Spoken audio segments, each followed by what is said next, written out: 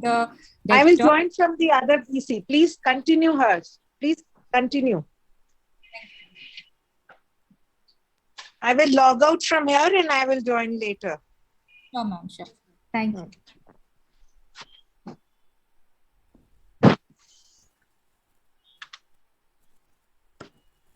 So, thank you to our Chief Madam for encouraging us to carry out this webinar forward. We have 254 participants who've joined us right now.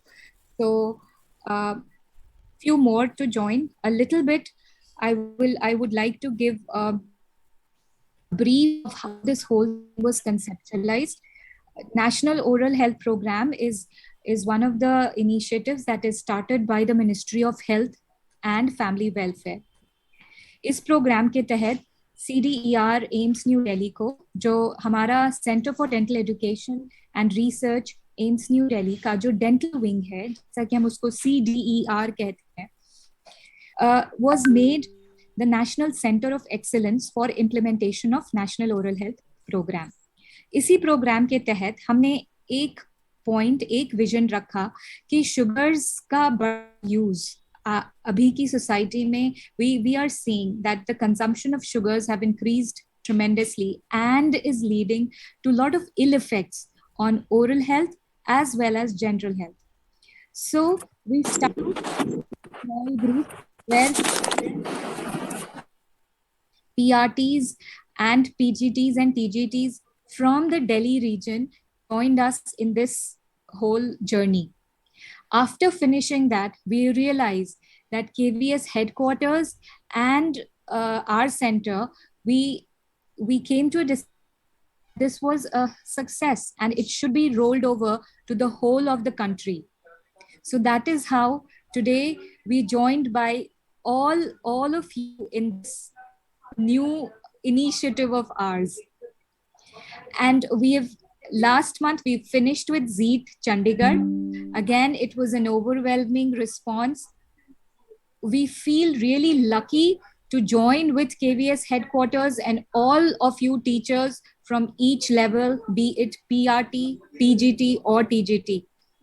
So thank you once again.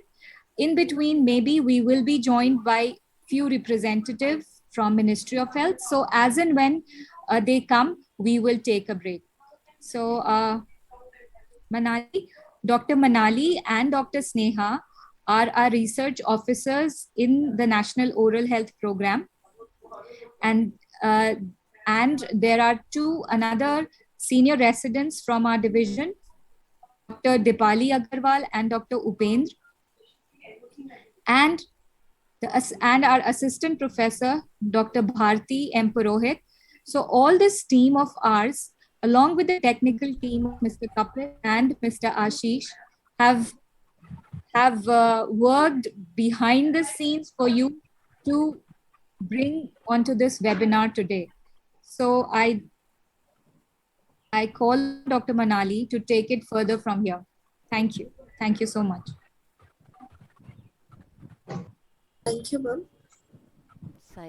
So I welcome all the KVS teachers from Bhubaneswar region. So as you all know, we will be starting with the webinar on role of sugars on oral and general health. It will be divided into two parts. Firstly, where we will tell you the basics about sugar and how it affects our body, how it affects our general health as well as our oral health. And then we will move on to the prevention part. So the initial part will be taken by Dr. Sneha. So may I request Dr. Sneha to start the webinar? Thank you, Dr. Manali. I hope I'm audible and clearly and loud enough.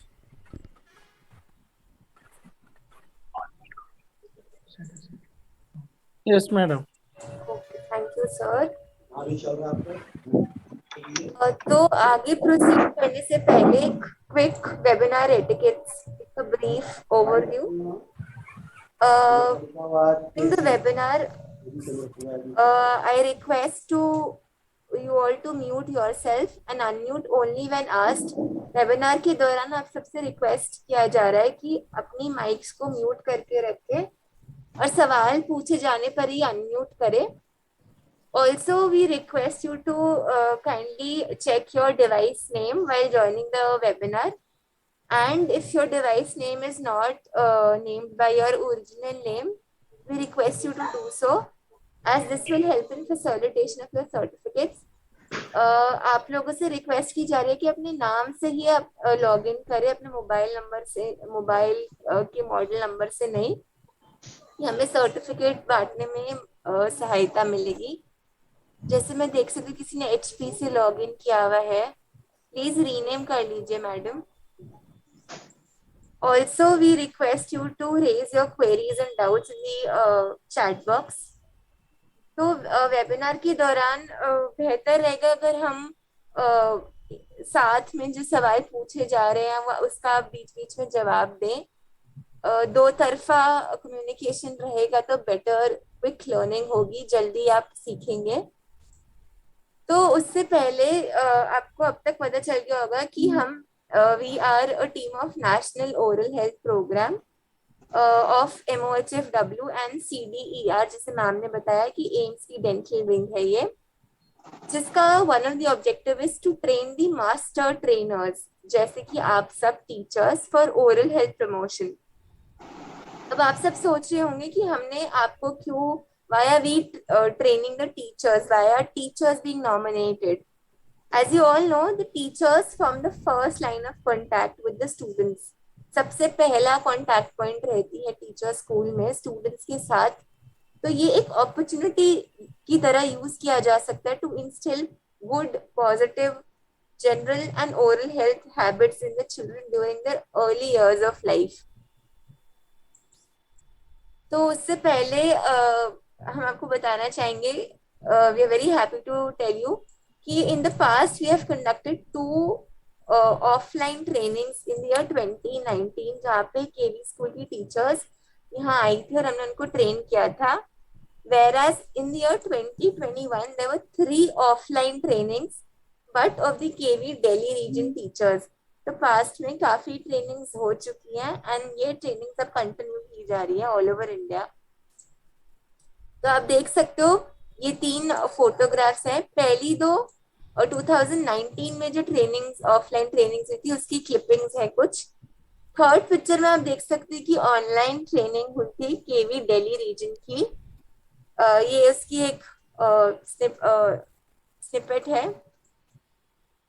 उसके बाद हमने केवी teachers को हमने उनसे कुछ feedback collect किया था, उन्हें कुछ उद्देश्य दिए थे पूरे करने को, कुछ एक्सपेक्टेशंस थी हमारी उनसे जो उन्होंने हमें करके दिखाई। जैसे आप पिक्चर में देख सकते हो केवी चंडीगढ़ में the teacher after being trained by us is further training her colleagues and co staff.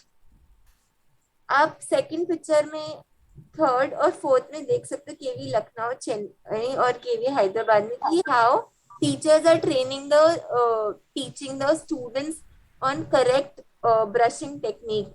whereas आप केवी न्यू दिल्ली और केवी गुड़गांव में देखो तो oral health programme related workshops and छोटे प्रोग्राम्स रखे गए थे उनके स्कूल में।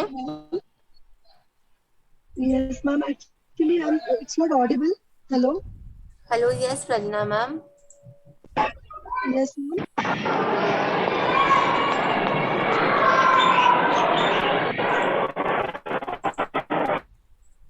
Kindly request all the participants to mute themselves. Agar if you have any question, you can raise your hand and then you can unmute and speak.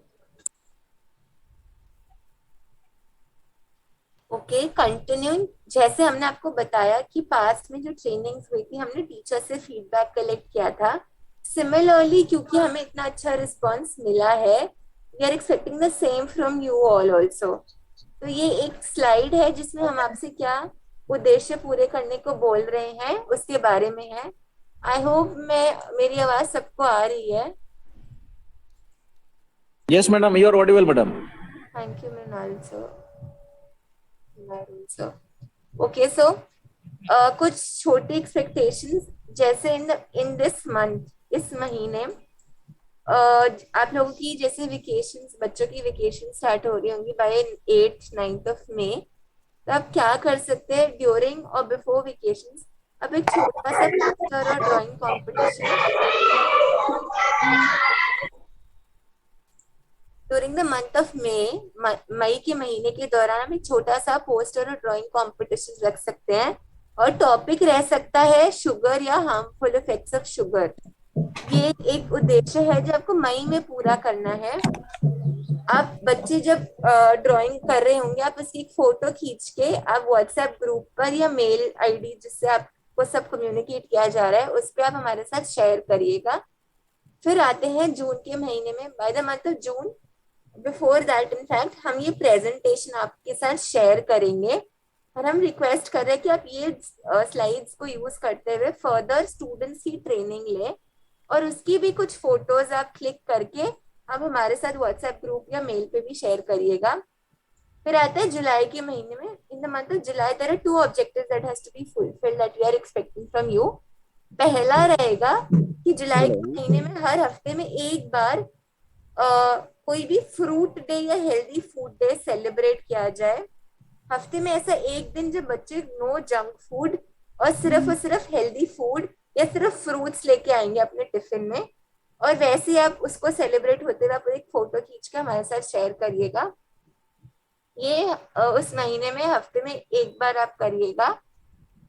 दूसरा objective क्या रहेगा कि हम आपसे रिक्वेस्ट करें कि आप स्टूडेंट्स को बोले कि फूड डायरी मेंटेन करें 2 हफ्ते के लिए। अब फूड डायरी नाम से पता चल रहा है कि बच्चे इस डायरी में लिखेंगे कि उन्होंने ब्रेकफास्ट, डिनर्स, लंच और इन बिटवीन अगर स्नैक्स लिए हैं तो क्या क्या और कब कब लिया है वो उसमें मेंटेन करके रखेंगे in the form of record.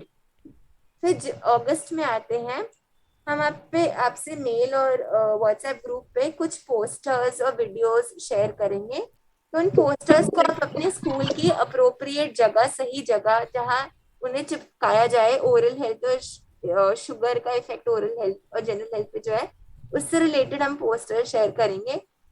वो हम रिक्वेस्ट करेंगे अपने स्कूल की अप्रोप्रिएट उचित जगह पर उसको चिपकाए। तो सवाल ये आता है कि क्या अप्रोप्रिएट या उचित जगह होंगी जहां आप वो पोस्टर्स चिपका सकेंगे।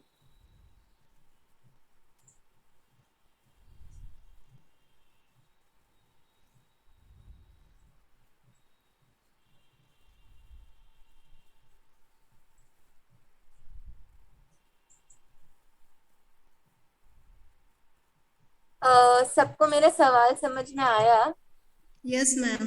मैम एंट्रेंस पॉइंट एंट्रेंस पे ओके। अगर आप जवाब नहीं दे सकते तो चैट बॉक्स में भी आप मैसेज लिख सकते हैं। मैम वेटिंग हॉल में कर सकते, class display board also. Display board okay. Waiting hall में भी मैडम। वेटिंग हॉल में सोनाक्षी मैम डाइनिंग एरिया बोल रहे, दिव्या मैम क्लासरूम बोल रही है, फतेह से वेटिंग हॉल बोल रहे हैं okay. Display board Also, you can paste pictures where they wash their hands. Washing area okay Clear correct notice board ma'am. Okay. एक एरिया जो हम सजेस्ट करेंगे नियर कैंटीन भी आप इसे चिपका सकते हैं। Yes, madam. Assembly area okay. Display board, so maximum लोग डिस्प्ले बोर्ड और क्लासरूम बोल रहे हैं। There is medical room in our schools, so there also we can Yes. paste that Nurse, madam. Yes, madam. Nurse room you can use. with the help of nurse. Okay sir okay thank There are many things, many areas which where we can paste that posters, ma'am. Thank you sir. ये objectives आपको समझ में आ गए सबको? Yes, madam. कोई doubt है कि किस महीने में क्या करना था, आप पूछ सकते हैं। Ma'am please For the repeat month of the July. In July month, yes, madam. Material. Sorry Ma'am, ma'am for the please month of repeat July. The please. Divya ma'am कौन से मंथ का रिपीट करना है? July, madam. अगस्त ma'am अगस्त।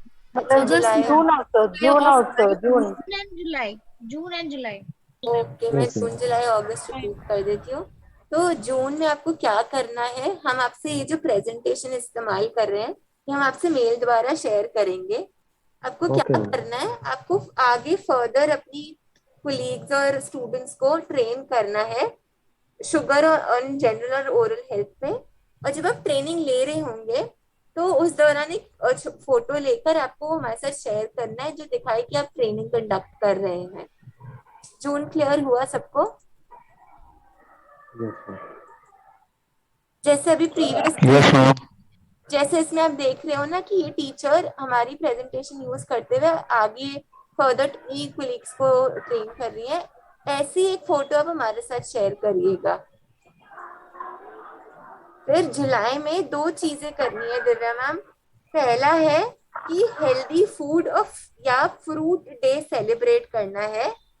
उस दिन क्या करना है, हफ्ते में एक दिन बच्चा सिर्फ और सिर्फ फ्रूट्स लाएगा और उसकी आपको कि सब बच्चे टिफिन में फ्रूट्स लाए हैं उसकी एक फोटो खींच के आपको हमें शो करना है। उस दिन बच्चा बिल्कुल जंक फूड कंज्यूम नहीं करेगा। तो हफ्ते में एक दिन ये आपको सेलिब्रेट करना ही है जुलाई के महीने में, ठीक है। उसी प्रकार इन द सेम मंथ आपको क्या करना है, बच्चे को एक food diet maintain. Yes sir. Excuse me, ma'am. I want to share one thing. Will you allow me? Yes sure sir.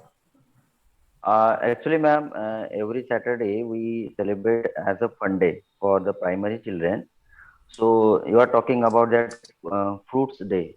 So we nowadays summer is season is going, and that the last Saturday means coming Saturday we can arrange the uh, summer that we can say to the children they will use the summer day season fruits. Yes sir। Means they will aware about that fruits and they will enjoy like mango and watermelon like that. So there is no sugar, less quantity of sugar, and it will helpful for maintain their health. Thank you. Yes sir, thank you sir। Good suggestion sir। तो जब भी आप इकार sir whenever you celebrate that day आप उसकी बस photo खींच के हमें शेयर करिएगा so that we also get to know कि कैसे आप वो knowledge disseminate कर रहे हैं further, क्योंकि आजकल everybody is becoming health conscious, so this can be a good sign of कि बच्चे के initial years में ही वो कैसे health conscious रह रहा है। फिर अगस्त भी किसी ने बोला था रिपीट, हाँ तो हम यहाँ पे थे maintaining food diary for 2 weeks. इसमें क्या करना है, जुलाई के महीने में बच्चे को एक छोटी सी डायरी मेंटेन करनी है। एक कॉपी में भी वो लिख सकता है कि वो ब्रेकफास्ट लंच डिनर में या बीच बीच में वो अगर कुछ भी खा रहा है तो वो क्या ले रहा है और कितने बजे उसने लिया। हम उसका फॉर्मेट भी आपके साथ शेयर कर देंगे। ये सिर्फ 2 हफ्ते के लिए करना है। इससे क्या होगा, एक एविडेंस होगा कि बच्चे ने कितना जंक खाया, कितना अनहेल्दी फूड खाया, कितना गुड बैलेंस डाइट उसने कंज्यूम करा, ताकि उसको भी सेल्फ रियलाइज हो कि उसको कहाँ कहाँ वर्क करना है अपनी डाइट पे। और अगस्त में क्या करना है, हम कुछ पोस्टर्स आपको मेल पर शेयर करेंगे। आप उसका प्रिंट करके उसको सही उचित जगह पे, जहाँ वो सब जैसा पोस्टर है, अगर वो शक्कर पर है पोस्टर तो सबसे सही जगह क्या रहेगी। अगर वो पोस्टर ब्रश करने की विधि दिखा रहा है तो उसको पेस्ट करने के लिए वॉश बेसिन या वॉशरूम एरिया सबसे सही रहेगा, या कौन सी जगह, उसको आपको पेस्ट करके हमारे साथ शेयर करना है कि हमने इसको यहाँ चिपकाया है। अभी सबको क्लियर हुआ क्या? Yes, ma'am. Yes, ma'am. Yes, madam. Yes, madam. Okay Divya ma'am, Jaya Yes, ma'am. Ma'am, will you please tell the full form of IEC? IEC information education material रहता है कम्युनिकेशन का।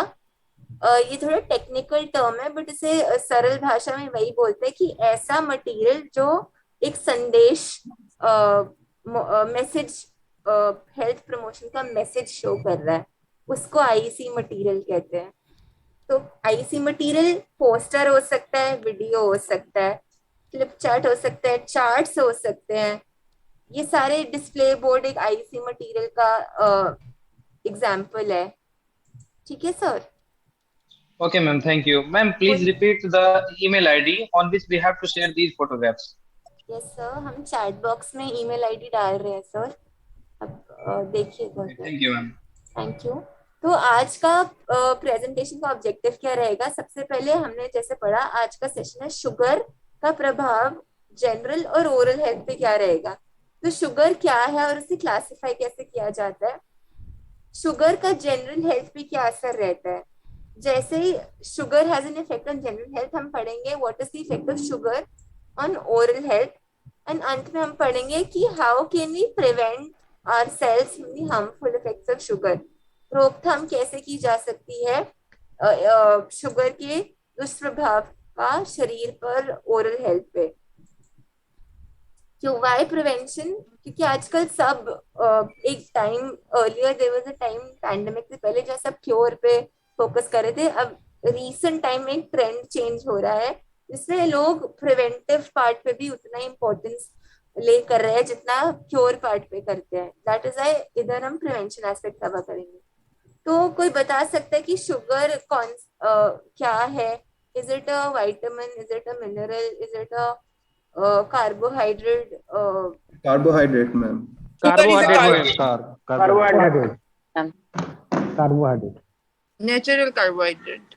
Very good. Carbohydrate. Okay. Very good. आप सबको पता है कि sugar is a carbohydrate, and आप सबको पता है carbohydrates are important because they provide energy to us, so that is sugar is an important part of our food. शक्कर लेना जरूरी है, लेकिन जैसे बोला जाता है कि हर चीज का एक अपर लिमिट होता है जिसके बियॉन्ड अगर हम एक्सीड कर जाए तो वह रिवर्स इफेक्ट्स दिखाने लगता है, उल्टे अपना इफेक्ट दिखाने लगता है। उसी प्रकार sugar is important for our health.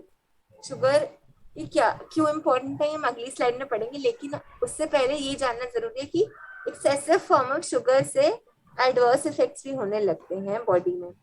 So sugar is present both naturally and artificially. तो नेचुरल सोर्स ऑफ शुगर कोई बता सकते क्या होते हैं?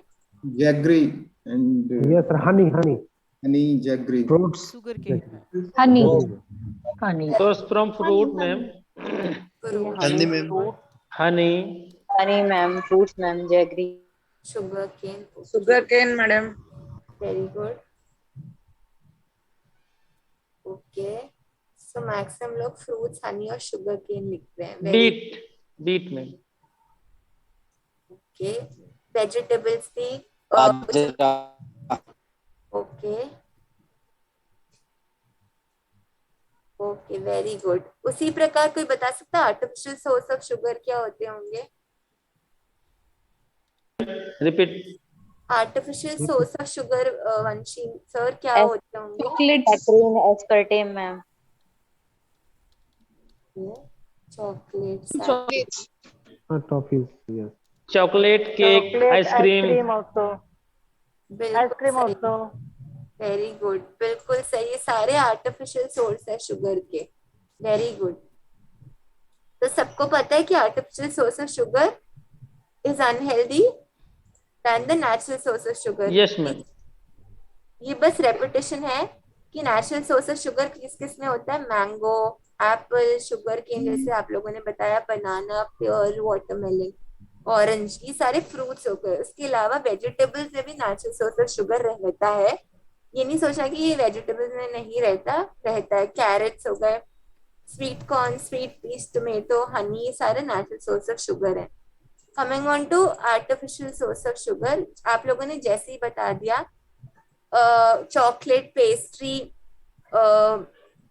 कैंडीज, ये सारे आर्टिफिशियल शुगर है।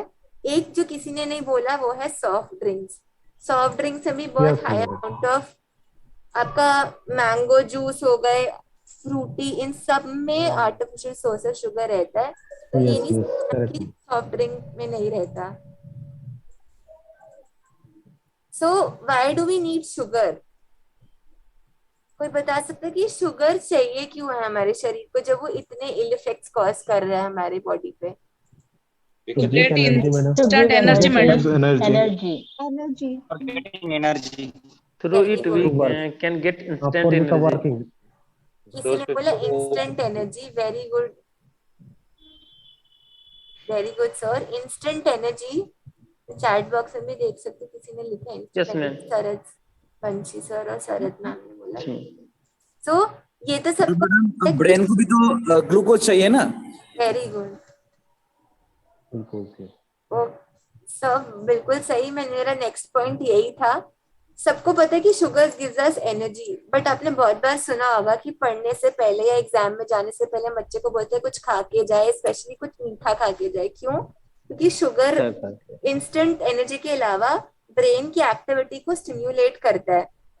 ब्रेन एक्टिविटी जैसे कि सोचना, मेमोरी रिलेटेड फंक्शंस, सीखना, लर्निंग, और जो हमने लर्न किया उसको प्रोसेस करके लिखना, ये सारी ब्रेन एक्टिविटीज को स्टिम्युलेट करता है शुगर। इसलिए बहुत बार हम बोलते हैं एग्जाम में जाने से पहले बच्चे को कुछ खा के जाए, स्पेशली कार्बोहाइड्रेट के फॉर्म में कुछ खा के जाए।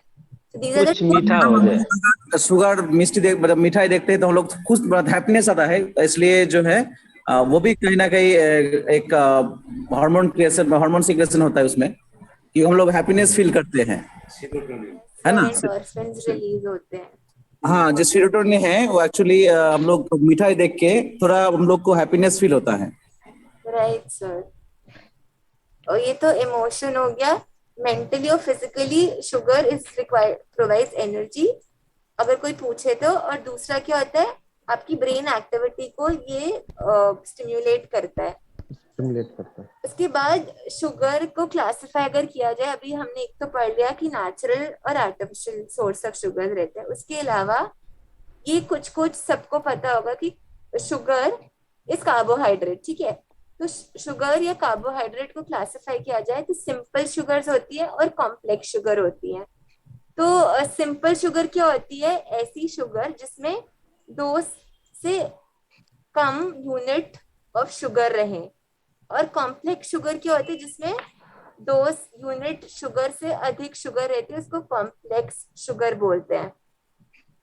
अब सिंपल शुगर को हम फर्दर डिवाइड कर सकते हैं, मोनोसैकेराइड और डाइसैकेराइड। तो नाम से पता चल रहा है, मोनो मतलब एक शुगर का यूनिट रहेगा, और डाइसैकेराइड में 2 यूनिट ऑफ शुगर के रहेंगे। और कॉम्प्लेक्स में कितने रहेंगे? Many. More than 3. More More than than 3 या More than 2. More than 2. Very good. more than 2. Right. तो the most simplest form of sugar कोई बता सकता है क्या रहता है? स्लाइड में भी लिखा सबसे glucose.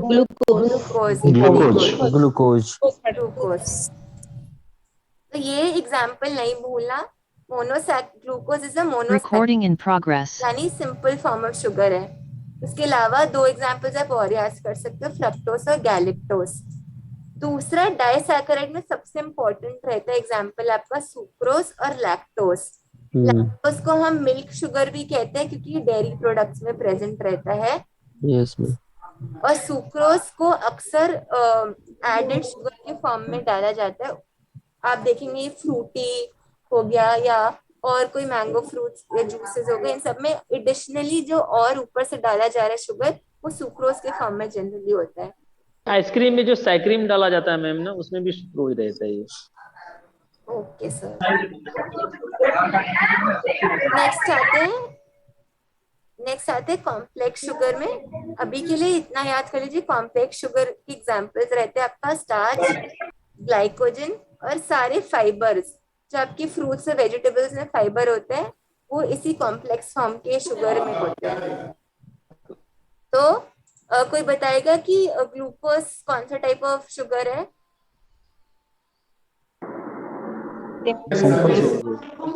Simple sugar. Monosaccharide. Simple sugar, monosaccharide. Simple monosaccharide. तो कौन सा फॉर्म का शुगर है? Disaccharides, ma'am. Galactose simple sugar, Simple disaccharide. Galactose,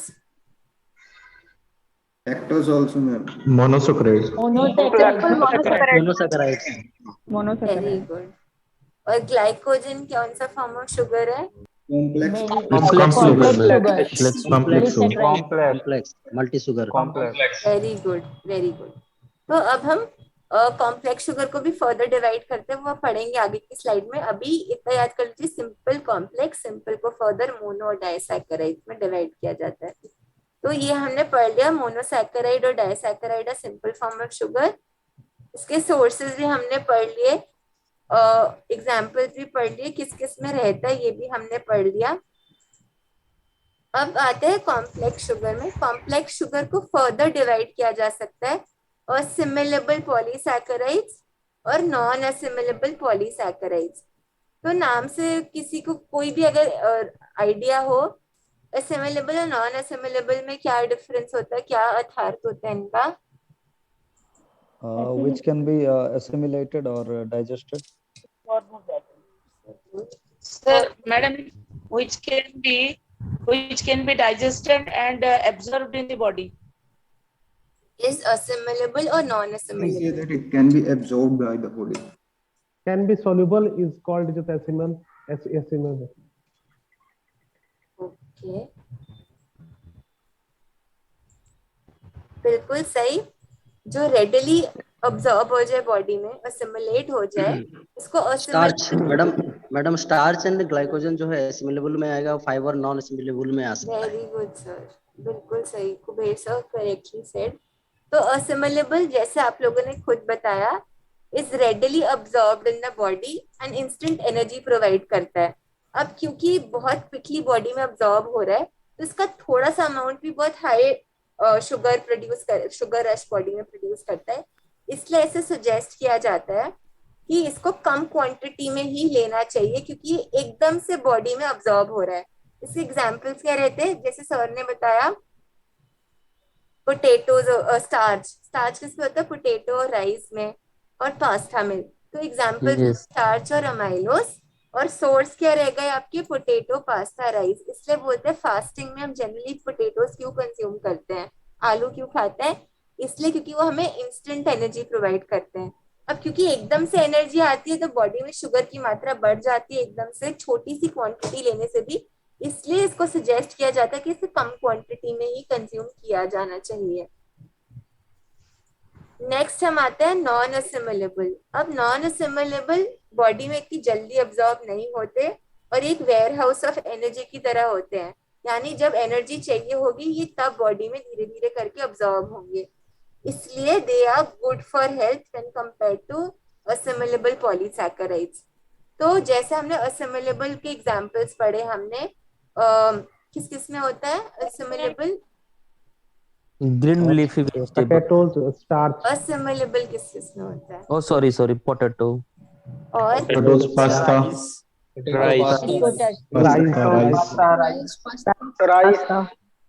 rice. Very good. Similarly non assimilable क्योंकि जल्दी अब्सॉर्ब नहीं हो रहा और एनर्जी जब वेयर हाउस ऑफ एनर्जी की तरह एक्ट कर रही है, स्टोर हाउस की तरह, तो ये होते हैं आपकी वेजिटेबल्स में, सीड्स में और पल्सेस में। यहाँ तक सबको समझ में आया? Yes, sir. yes madam, Yes, ma'am. Yes, madam. Yes ma'am. Yes, ma'am. Okay, अब हम आते हैं कि फ्री शुगर क्या होता है। कोई बता सकता है नाम से थोड़ा एस्टिमेट लगा के फ्री शुगर क्या होता है?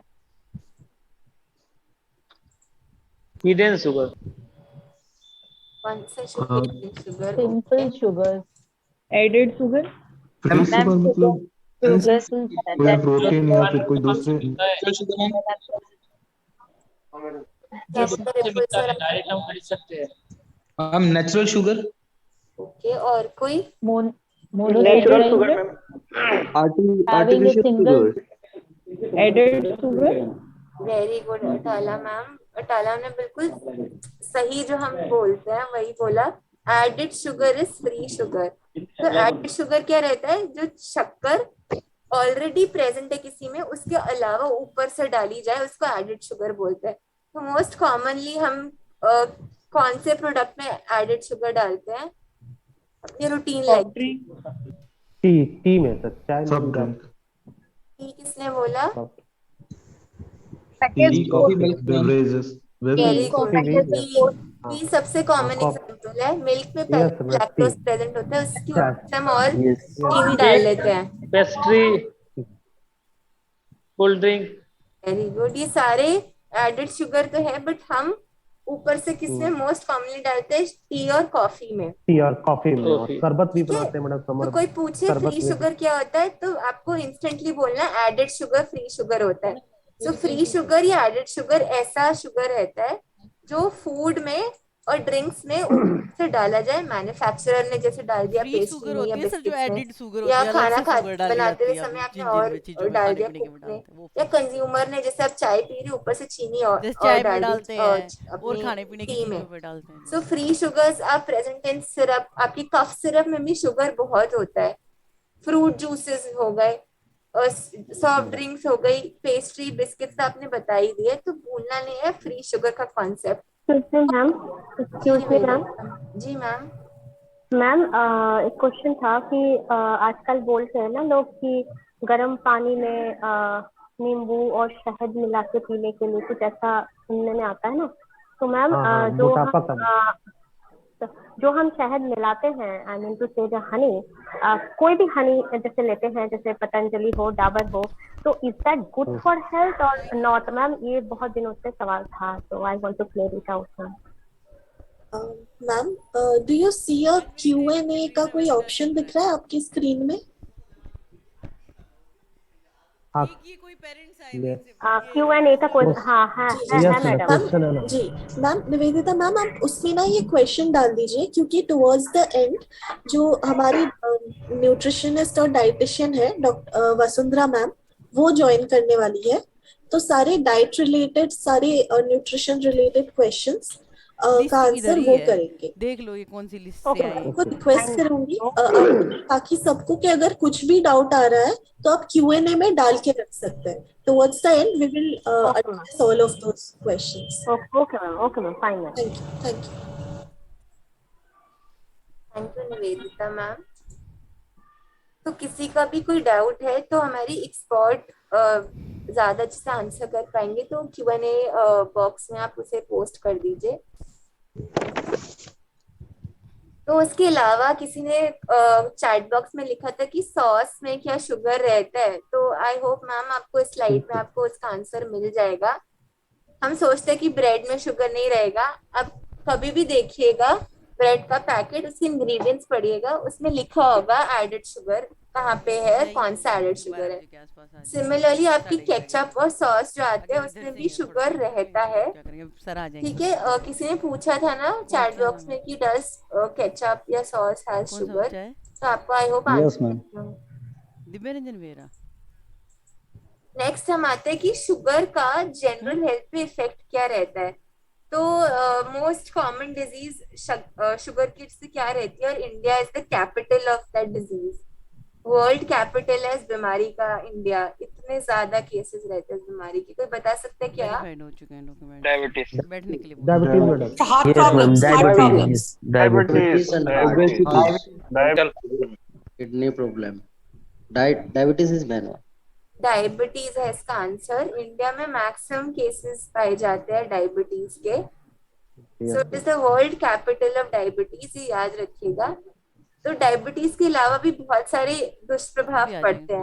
हमने पढ़ा था कि ब्रेन की एक्टिविटी स्टिम्युलेट होती है अगर sugar with in the limit लिया जाए, बट यही अगर आप शुगर एक्सेसिव अमाउंट में ले लो तो ये उल्टा असर दिखाने लगता है।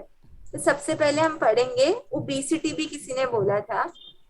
तो शुगर ऐसा डायरेक्ट एविडेंस है कि sugar, thank you Sanjay sir, sugar सीधा सीधा ओबेसिटी के लिए रिस्पॉन्सिबल रहता है, वेट गेन के लिए रिस्पॉन्सिबल रहता है।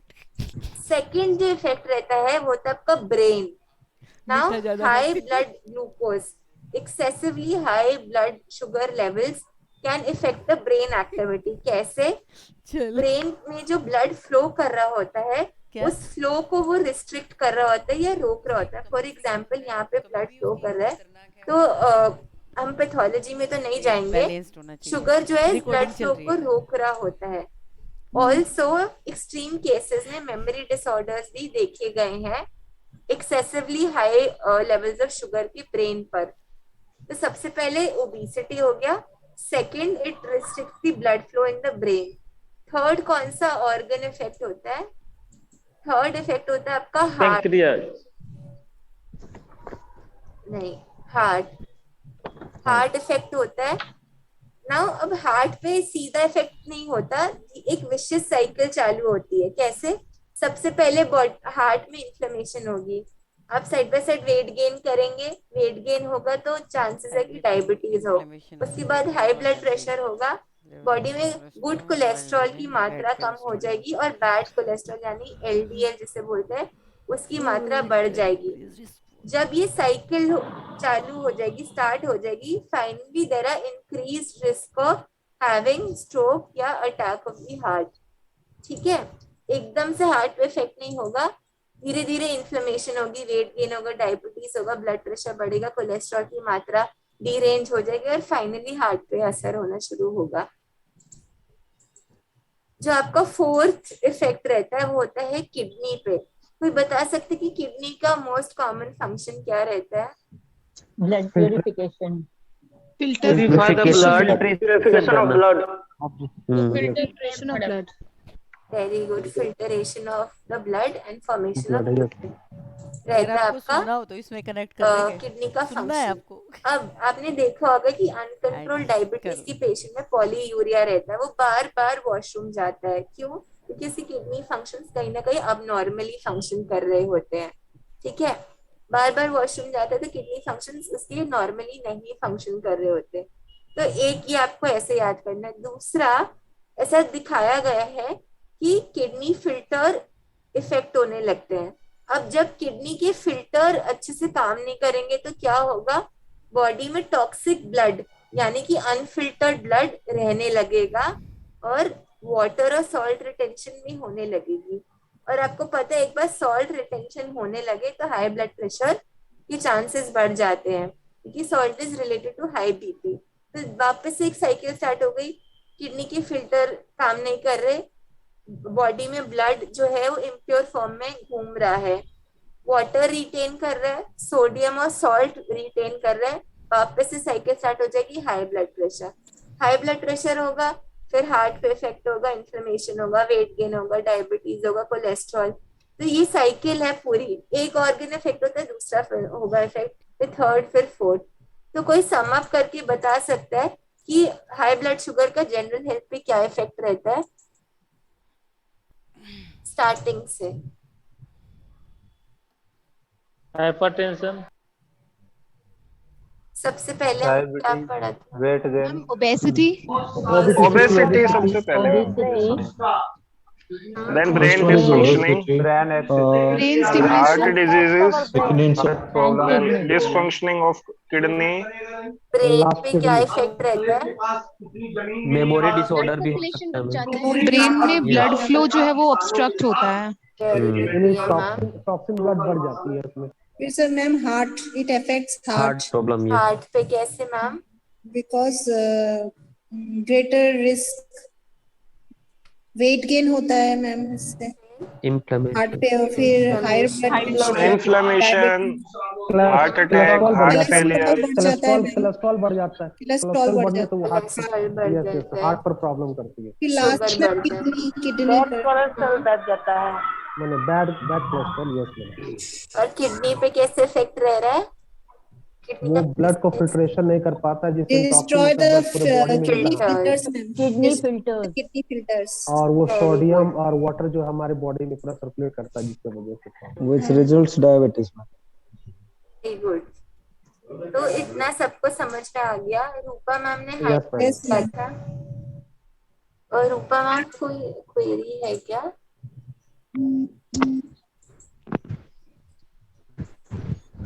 ए, अब हम प्रोसीड करते हैं। हमने जनरल हेल्थ पे तो पढ़ लिया, अब हम पढ़ते हैं शक्कर का ओरल हेल्थ पे क्या दुष्प्रभाव पड़ता है। तो कोई बता सकते कि ओरल हेल्थ की कौन सी बीमारी मोस्ट कॉमनली इफेक्ट होती है? related to teeth, related to mouth, teeth, gums, हाँ, cavities in gum, the cavities, Decay of dental gum. Decay, very good Madhuri Tooth. Ma'am, आपने डेंटल कैविटी बोला, डेंटल केरीज भी। Dental decay, very good. Dental decay. ये तो सबको generally पता होता है कि शुगर इज रिस्पॉन्सिबल फॉर, हम बोलते नहीं बच्चे को चीनी कम खाओ दांत में कीड़ा लग जाएगा, तो ये सबको पता होता है। लेकिन गम्स, मसूड़ों पे भी इफेक्ट पड़ रहा होता है, ये सबको नहीं पता होता। तो दो कॉमन बीमारियां जो शुगर के एक्सेसिव शुगर की कंजम्पशन से होती है, भूलना नहीं है, डेंटल केरीज और सेकंड गम डिजीज, मसूड़ों की दिक्कत। अब अगली 4-5 स्लाइड बहुत इंपॉर्टेंट है, ध्यान से सुनिएगा। आपने बहुत बार सुना होगा कि कई लोग बोलते हैं कि हम मीठा कम खाते हैं फिर भी दांतों में सड़न हमारी बहुत ज्यादा है। कोई बोलता है कि मैं तो ब्रश दिन में 2 बार कर रहा हूँ, वो भी 5 मिनट के लिए, फिर भी मेरे दांतों में सड़न इतनी ज्यादा क्यों है? क्योंकि इसका जवाब इस स्लाइड में है। दांत में सड़न के लिए हमेशा एक चीज रिस्पॉन्सिबल नहीं होती है, 4 फैक्टर्स हैं। लीजिएगा, 4 फैक्टर्स रहते हैं जो रिस्पॉन्सिबल है। आप स्लाइड में देख सकते हो। सबसे पहला मीठा चिपचिपा खाना जो रिस्पॉन्सिबल रहता है दांत में सड़न के लिए। दूसरा रहता है बैक्टीरिया।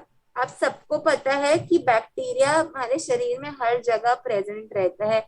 ब्रश करने के बाद भी बैक्टीरिया मुंह में रह जाता है, ये नहीं कि वह चले जाएगा। तीसरा होता है टाइम लैप्स। ये मैं अभी डिटेल में बताऊंगी, बस आप याद रखिए टाइम एक इम्पोर्टेंट फैक्टर है।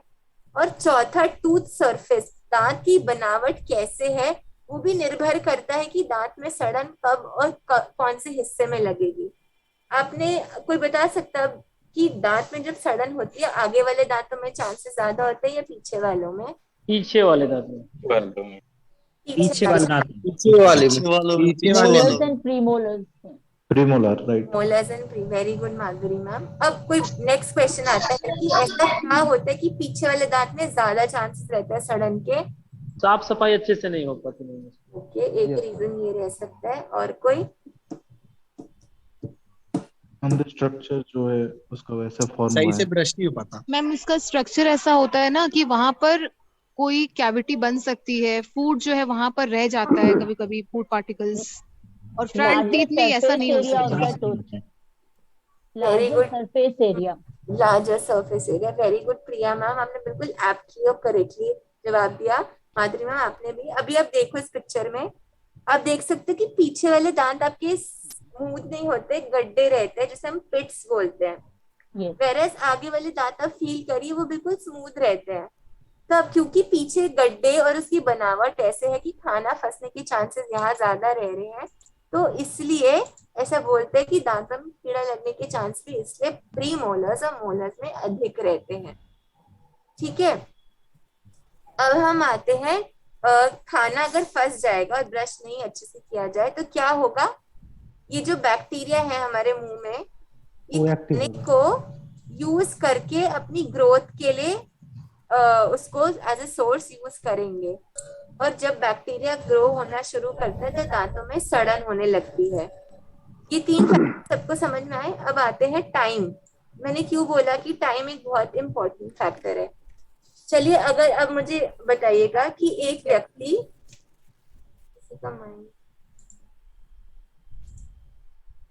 चलिए अब बताइए कि फॉर एग्जाम्पल एक व्यक्ति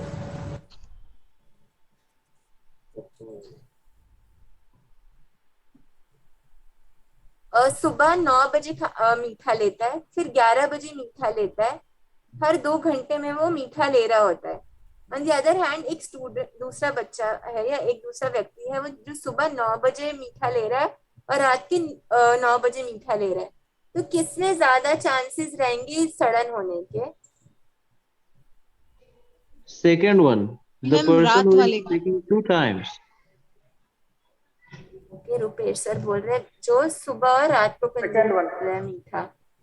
Actually, the person with more frequency of taking sweets. Ma'am, first one. First yes, one. very frequently he is taking food. First one. Very good. First one. Why first one? कोई बता सकता है क्यों जो frequently ले रहा है, जो बार बार मीठा ले रहे? क्योंकि वो बार बार लेगा तो उसके मुंह में मीठा रहेगा। पहले वाला पूरा होता है तब तक दूसरी बार ले लेता है, इसलिए। बिल्कुल सही, क्योंकि वो बार Which attracts bacteria, ma'am.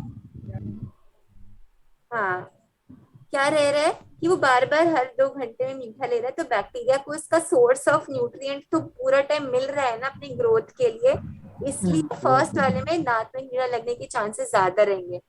अब यहाँ पे एक इम्पोर्टेंट पॉइंट आता है, इसलिए बोला जाता है फ्रीक्वेंसी मैटर करता है क्वांटिटी से ज्यादा। आप 2 लड्डू एक साथ ले लें और अब बोले कि मुझे कीड़ा मुझे कैसे लग गया, ये मैटर नहीं करेगा। आपने कितनी जल्दी जल्दी मीठा लिया वो ज्यादा इम्पोर्टेंट फैक्टर रहता है दांत में सड़न के लिए। इसलिए ये याद रखिए, frequency is important then quantity. तो ये बिल्कुल इसका कंक्लूजन है। आपने मीठा चिपचिपा खाना खाया और आपने अच्छे से ब्रश नहीं किया। सबको पता है कि ब्रश करने के बाद भी बहुत बार प्लाक या टार्टर जिसे हम कहते हैं वो दांत में जमा हो जाता है। अब इसके बाद क्या होता है, आपने मीठा चिपचिपा खाना खाया, ब्रश नहीं अच्छे से करा, डेंटल प्लाक या टार्टर की परत जम गई दांत पे। उसके बाद क्या होगा, ये जो बैक्टीरिया मुंह में हर समय रहते हैं ये उस फंसे हुए खाने को यूज करके एसिड बनाएंगे, ठीक है। और एसिड क्या कॉज करता है, सड़न कॉज करता है। अब जमीन पे भी एसिड डाल देंगे तब देखेंगे कि वो जो सरफेस है, वो ग्राउंड एरिया है, वो सड़ जाता है। तो एग्जैक्टली अगर मुंह में भी एसिड आ जाए तो क्या होगा, जो दांत की परत है वह गलने लगेगी। तो आउटरमोस्ट लेयर से सड़न स्टार्ट होती है। ये स्लाइड सबको समझ में आई?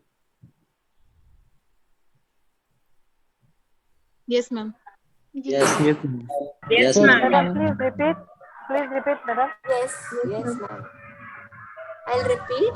आपने मीठा चिपचिपा खाना खाया, अच्छे से ब्रश नहीं किया, तो क्या होगा, जो खाना फंसा हुआ है बैक्टीरिया उस फंसे हुए खाने को इस्तेमाल करके ग्रो करेगा। जैसे हमें एनर्जी चाहिए होती है अपनी रूटीन लाइफ में अपने आप को हेल्दी मेंटेन करने के लिए, उसी तरीके से बैक्टीरिया को ग्रो करने के लिए कुछ चाहिए होता है। जो खाना फंस गया वो उसको यूज करेगा, उसके बाद वो एक बाय प्रोडक्ट बनाएगा। जैसे हमारी ह्यूमन बॉडी यूरिन एक बाय प्रोडक्ट बनाती है, एग्जैक्टली बैक्टीरिया भी एक प्रोडक्ट बनाएगा, बाय प्रोडक्ट, जो होता है एसिड।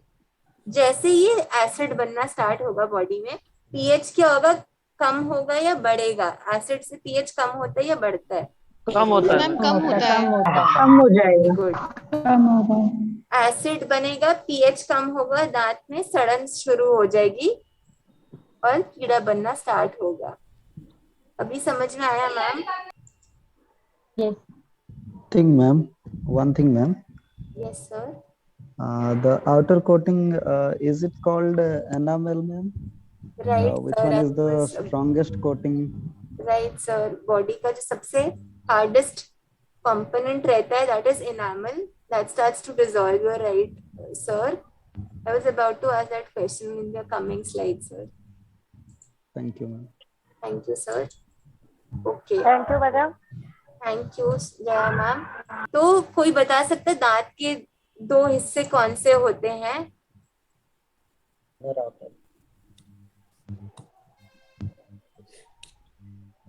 हेलो, मैं बताती हूँ। Root and body. Okay, partly right. Ma'am crown and root. Crown and root. जो हिस्सा दिखता है उसे क्या बोलते हैं? That is crown. और जो बोन में एम्बेडेड या जमा रहता है उसे क्या बोलते हैं? Root. Very good. So these are the two parts of the tooth. अब मुझे कोई बता सकता है what are the layers of a tooth? Enamel, dentine. Enamel, dentine, and pulp. Enamel, dentine, pulp, and root canal or vein something. Partly right, ma'am.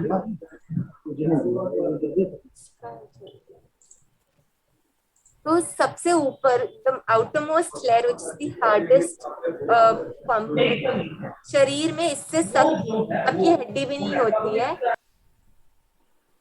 इसे बोलते हैं enamel. जो पर्ली वाइट अपीयरेंस आप देख सकते हो दांत का, मोती जैसे सफेद, उसे इनामल बोलते हैं। उसके नीचे रहता है आपका डेंटिन, जो हल्का पीले रंग का होता है and is responsible for sensitivity. कभी कभी आपको झंझनाहट होती है, वो डेंटिन एक्सपोज हो जाता है उसकी वजह से। और किसी ने बोला था वेन्स और आर्टरी नर्व्स, ये पल्प के अंदर ही होता है, ये मुलायम हिस्सा होता है दांत का, इसको बोलते हैं पल्प। ठीक है, so there are 3 layers of the tooth, enamel, dentine, pulp. अब क्वेश्चन आता है, जब दांत में सड़न स्टार्ट होती है वो कौन सी लेयर को सबसे पहले इफेक्ट करती है? जब दांत में सड़न होगी तो कहाँ से क्राउन क्राउन क्राउन के कौन से Crown है from enamel. Very good enamel सबसे पहले इनामल जबकि ये सबसे हार्डेस्ट पार्ट ऑफ टूथ होता है। अब हम एक छोटी सी वीडियो देखेंगे जो दांत में सड़न कैसे स्टार्ट होती है वो दिखाएगा।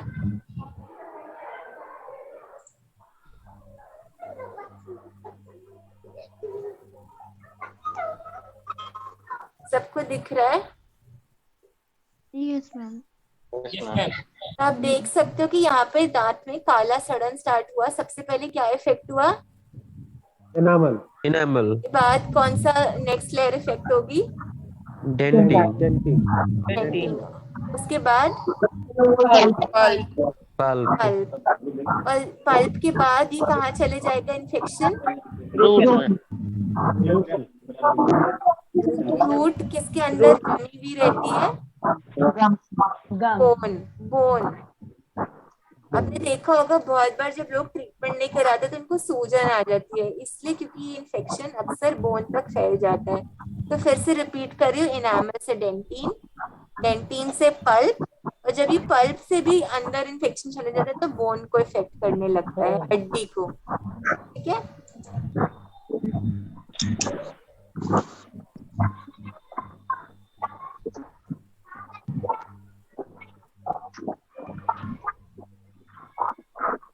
तो ये बिल्कुल फिर से रेपिटेशन है। दांत में जब कीड़ा लगना स्टार्ट होता है तो एसिड प्रोड्यूस होता है और बैक्टीरिया बना रहे हैं एसिड।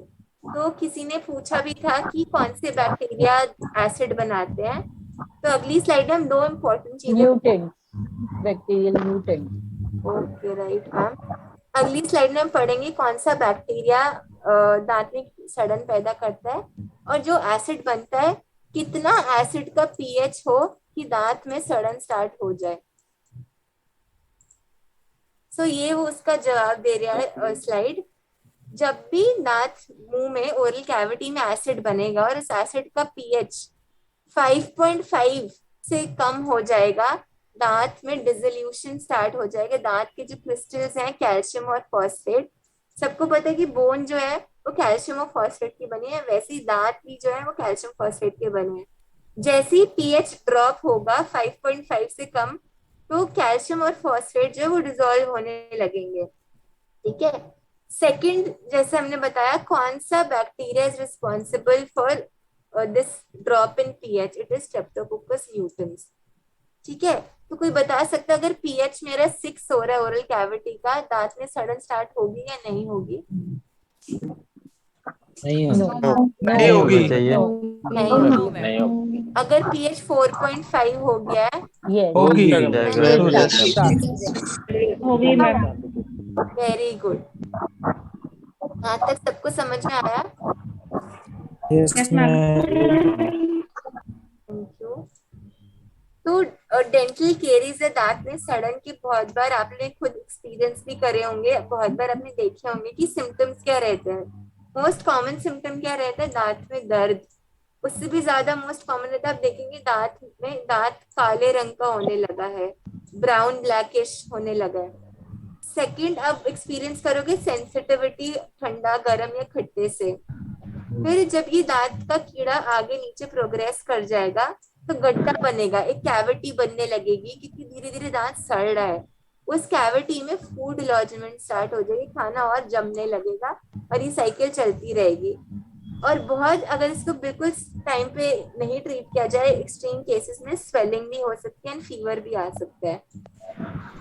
ठीक है, यहाँ तक सबको समझ में आया? Yes ma'am. ओके, अब क्वेश्चन आता है यहाँ पे, आप स्लाइड में देख सकते हो, there is one child A and there is another child B. अभी दोनों बच्चे दिन में 12 टॉफीज कंज्यूम कर रहे हैं, लेकिन अलग तरीके से। चाइल्ड ए जो है वो 6 टॉफीज ले रहा है 12 o'clock और नेक्स्ट 6 टॉफीज ले रहा है रात के 12 o'clock। और दी अदर हैंड एक चाइल्ड बी है, ये हर 2 घंटे में टॉफीज कंज्यूम कर रहा है। फॉर एग्जाम्पल, अगर इसने सुबह फिर 11 o'clock ले रहा है, फिर 1 o'clock, फिर 3 o'clock, फिर 5 o'clock और फिर 7 o'clock। अब सोच के ध्यान से बताइए बिना जल्दबाजी के, child A and child child B, child A, child B madam, child B, A ma'am, child A, risk रहेगा dental cavity. Child A, child A, Child A is child at a में lesser child A ma'am, child A madam. Ma'am, I think child I think is, child B. the child frequency A is more is than at the a lesser child risk. of intaking the chocolate. Child A, Who says child B? Child A. Child B, Ma'am, child B, ma'am. That is, B को frequency ज्यादा is more problem of होगी madam, B intaking के the ज्यादा chocolate. खराब होगी। किसको Child कम B खतरा रहेगा? चाइल्ड ए को कम खतरा है। कम खतरा है बी इसको। को ज्यादा है। frequency is more important than quantity. Okay, Sharat ma'am ने चाइल्ड बी बोला है, सोनिया मैम ने चाइल्ड बी बोला है। Child A okay, ma'am lesser risk child B को रहेगा और चाइल्ड ए को ज्यादा रिस्क रहेगा कैविटी का। Sure ma'am? No, ma'am child A No, ज्यादा frequency Child A को कम रिस्क रहेगा, चाइल्ड बी को ज्यादा रिस्क रहेगा। चाइल्ड बी को ज्यादा रिस्क रहेगा मैडम, फ्रिक्वेंटली ले रहा है ना। ओके, अभी इसका आंसर रिवील करते हैं हम और इसकी एक्सप्लेनेशन भी आप लोग देंगे। चाइल्ड ए को कम रिस्क रहेगा। ओके, इसका आंसर चाइल्ड ए है, ना कि चाइल्ड बी। कुबेर सर, अब आप बता सकते हैं क्यों चाइल्ड ए को कम रिस्क रहेगा और चाइल्ड बी को ज्यादा? हाँ, अगर हम देखेंगे, प्लीज मैं बता रहा हूँ, यहाँ पर 12 टॉपिक्स है, 12 टॉपियाँ हैं। तो चाइल्ड ए क्या कर रहा है, सिर्फ वो 2 टाइम ले रहा है। वो पहली बार सुबह ले रहा है, मान लीजिए 9 बजे, और रात को 9 बजे ले रहा है। तो इसमें क्या होगा, जो मैंने ये कैविटी, ये एसिड फंक्शन कम कर हो जाएगा और बैक्टीरिया जो बन नहीं पाएंगे।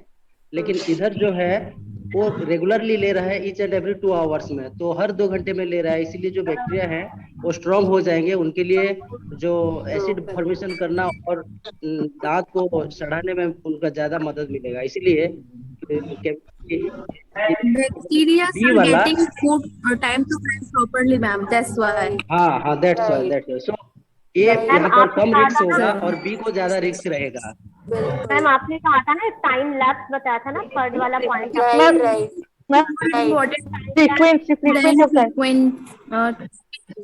Frequency different. फ्रीक्वेंसी मैटर करता है, क्वांटिटी Frequency is बिल्कुल important Time time cycle duration sugar intake. तो यहाँ पे टाइम का more role frequency and for dental cavity. राइट। अभी भी यहाँ पे किसी को डाउट है तो पूछ सकते हो चैट बॉक्स में या अनम्यूट करके। No,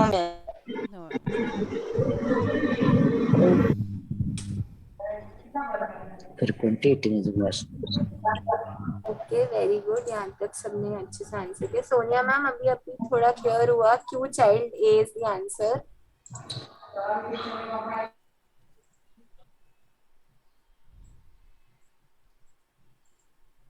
चलो नेक्स्ट, इसकी एक्सप्लेनेशन ही बता रहा है स्लाइड कि कंटिन्यूस वो चाइल्ड बी जो बार बार कुछ ना कुछ स्नैकिंग कर रहा है बीच में, तो बॉडी में ओरल कैविटी में एसिडिक एनवायरनमेंट मेंटेन रहेगा, पीएच 5.5 पूरा टाइम बना रहेगा, इसलिए दांत में सड़न के चांसेस ज्यादा रहेंगे चाइल्ड बी में compare to child A. Next हम आते हैं गम डिजीजेस। अब दांत में सड़न कैसे, सड़न के बाद मसूड़ों में कैसे दिक्कत रहती है, कोई बता सकता है? जैसे दांत में कीड़ा लगता है तो सबसे पहले वो काला भूरे रंग का साइन दिखाता है, वैसे अब कोई बता सकता है कि जब मसूड़ों में दिक्कत रहती है तो फर्स्ट साइन सबसे पहले जो दिखता है वो क्या रहता है? swelling. First smell ma'am. क्या मैम? बैड स्मेल, ये बैड स्मेल और no, swelling comes later. Gum bleeding. Gum bleeding. Exactly. Bleeding from gums and bowel odor are the 2 most common signs of gum diseases. उसके बाद अगर तब भी आपने doctor को, डेंटिस्ट को नहीं दिखाया और सफाई नहीं कराई, क्या होगा? आपने बहुत बार देखा होगा, ये मसूड़े की पोजीशन यहाँ पे है अक्सर ही ऊपर पोजीशन हो जाता है, ऊपर को खिसक आता है। इससे क्या होगा, कोई बता सकता है? अगर मसूड़ा यहाँ होना चाहिए था और वो यहाँ आ गया, पेन होगा मैडम, पेन। नहीं, दांत की पकड़ क्या हो जाएगी? खतरा बढ़ जाता है। रूट की पकड़, loose tooth ma'am. Loose tooth, exactly.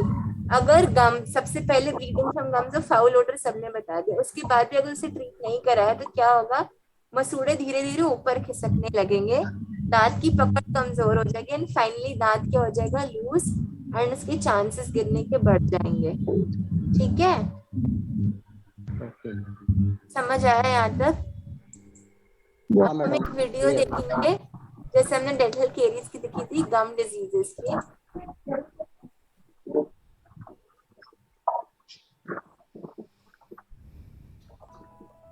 सबको दिख रहा है ना?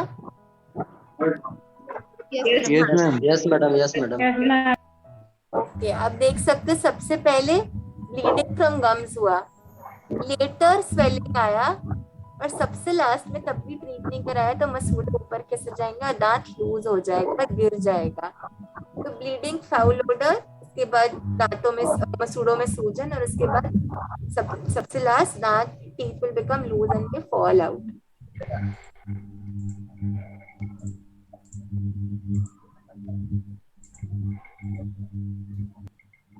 नेक्स्ट हम आते हैं prevention from ill effects of sugar.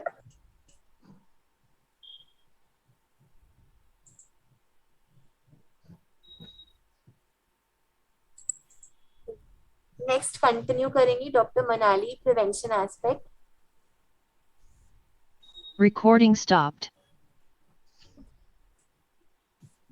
I'll just take 1 minute to share the PPT.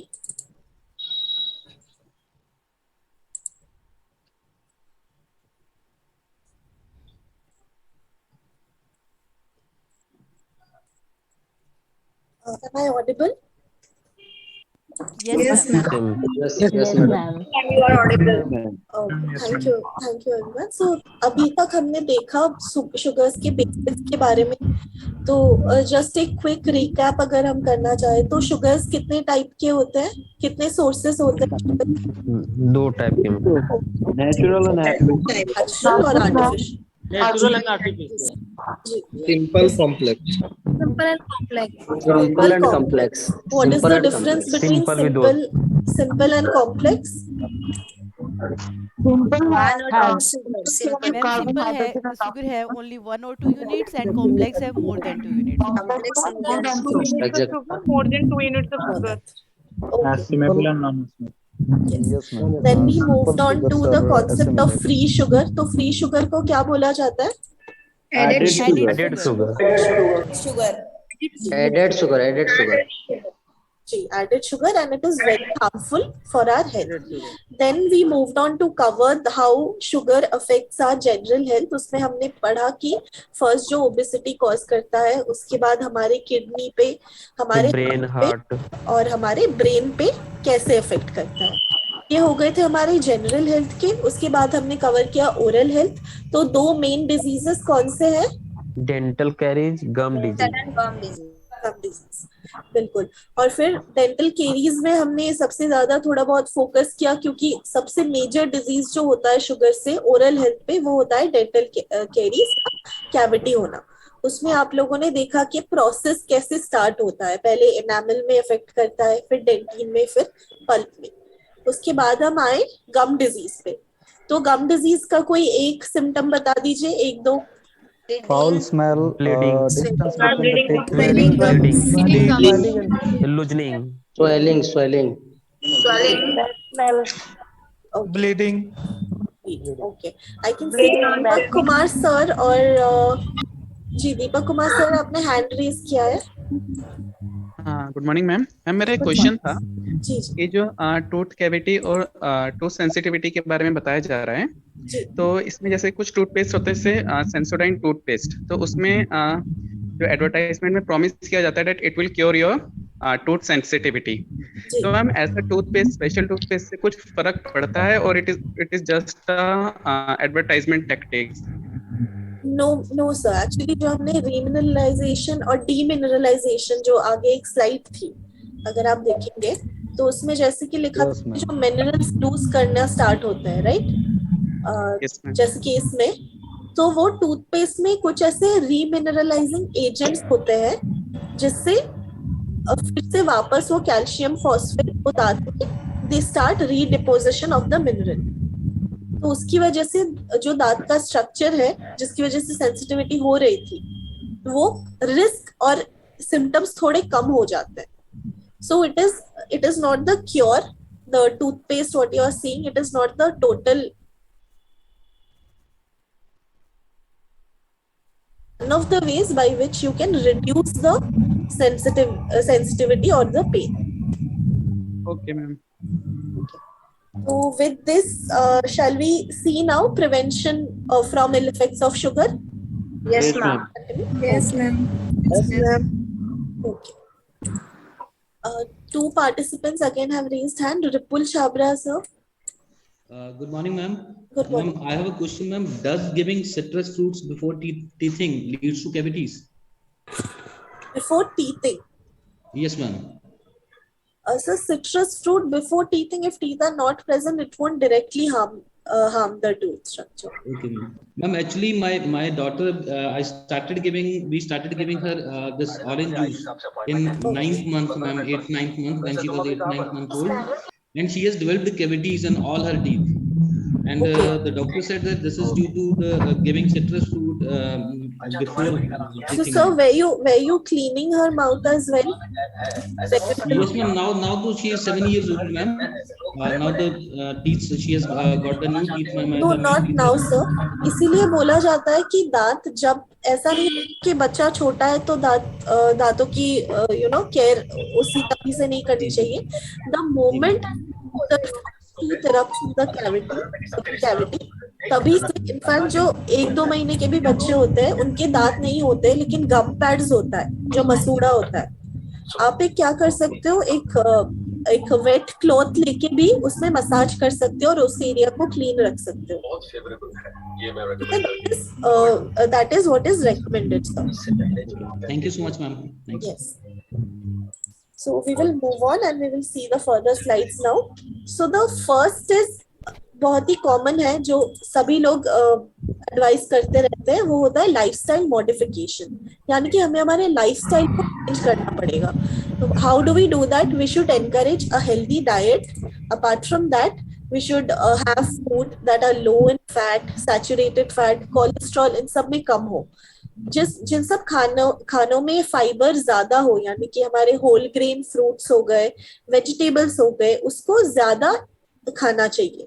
अगर आप इसमें पिक्चर में अगर आप फोटो भी देख रहे हो तो फिर फ्रूट्स और वेजिटेबल्स ज्यादा प्रमाण में लेना चाहिए, ग्रेन्स और प्रोटीन्स कम। And then the last, it need not be said, I think we should limit the use of sweetened beverages, soft drinks, sticky and sweet food. तो बहुत सारे क्वेश्चंस मैंने चैट बॉक्स में भी देखे कि what is the daily quantity, मतलब daily value of sugar कितना लेना चाहिए, how much quantity of sugar should we take in a day. So this is what WHO recommends, World Health Organisation. WHO recommends कि हमारा जो intake of free sugars है, तो इस पे आप ध्यान रखिएगा। There is something called as, what is free sugars again, if I would like to ask? added sugar। तो जो फ्री शुगर होता है उसका इंटेक हमें less than 10% of our calorie intake करना चाहिए। ठीक है, तो ये डिफर करेगा एक अडल्ट के लिए, एक चाइल्ड के लिए भी। एक अडल्ट का जो नॉर्मल डेली कैलोरी इंटेक होता है वो होता है 2000 to 2500, तो उसका 10% हम फ्री शुगर ले सकते हैं। उसको अगर हम टीस्पून्स में देखें तो 12.5 टीस्पून्स होता है, but this is the general recommendation. what we have learned is for Indian population it should be 10 teaspoons or less than that. तो आप लोगों को लगता है कि आप लोग 10 टीस्पून एडेड शुगर दिन में लेते होंगे अगर किसी को चाय कॉफी का आदत है तो? Yes.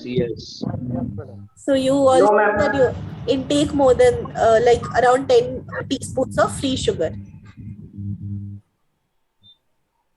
तो बच्चों के लिए क्या होता है, बच्चों का कैलोरी इंटेक जो होता है वो 2000 से कम होता है. It can be 1200, it depends on the age, but mostly 1200 या फिर 1400, 1600 ऐसे होता है बच्चों का calorie intake, recommended calorie intake.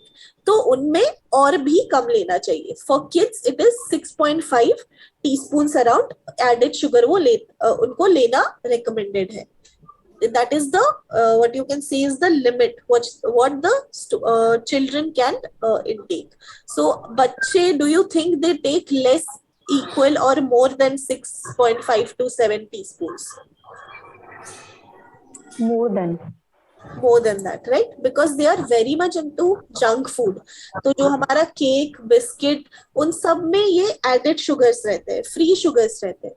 So if we notice every day our children, they are crossing the limit that has been set by an organization, WHO, that has been set by WHO कि इतना limit में खाना चाहिए added sugars. But हम भी और हमारे बच्चे भी अगर हम देखें तो we keep कम देना पड़ेगा ना that limit.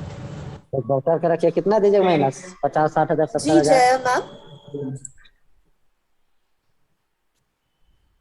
Jaya ma'am, you have raised your hand. Anything you would like to ask? Madam एक क्वेश्चन था मेरा जी.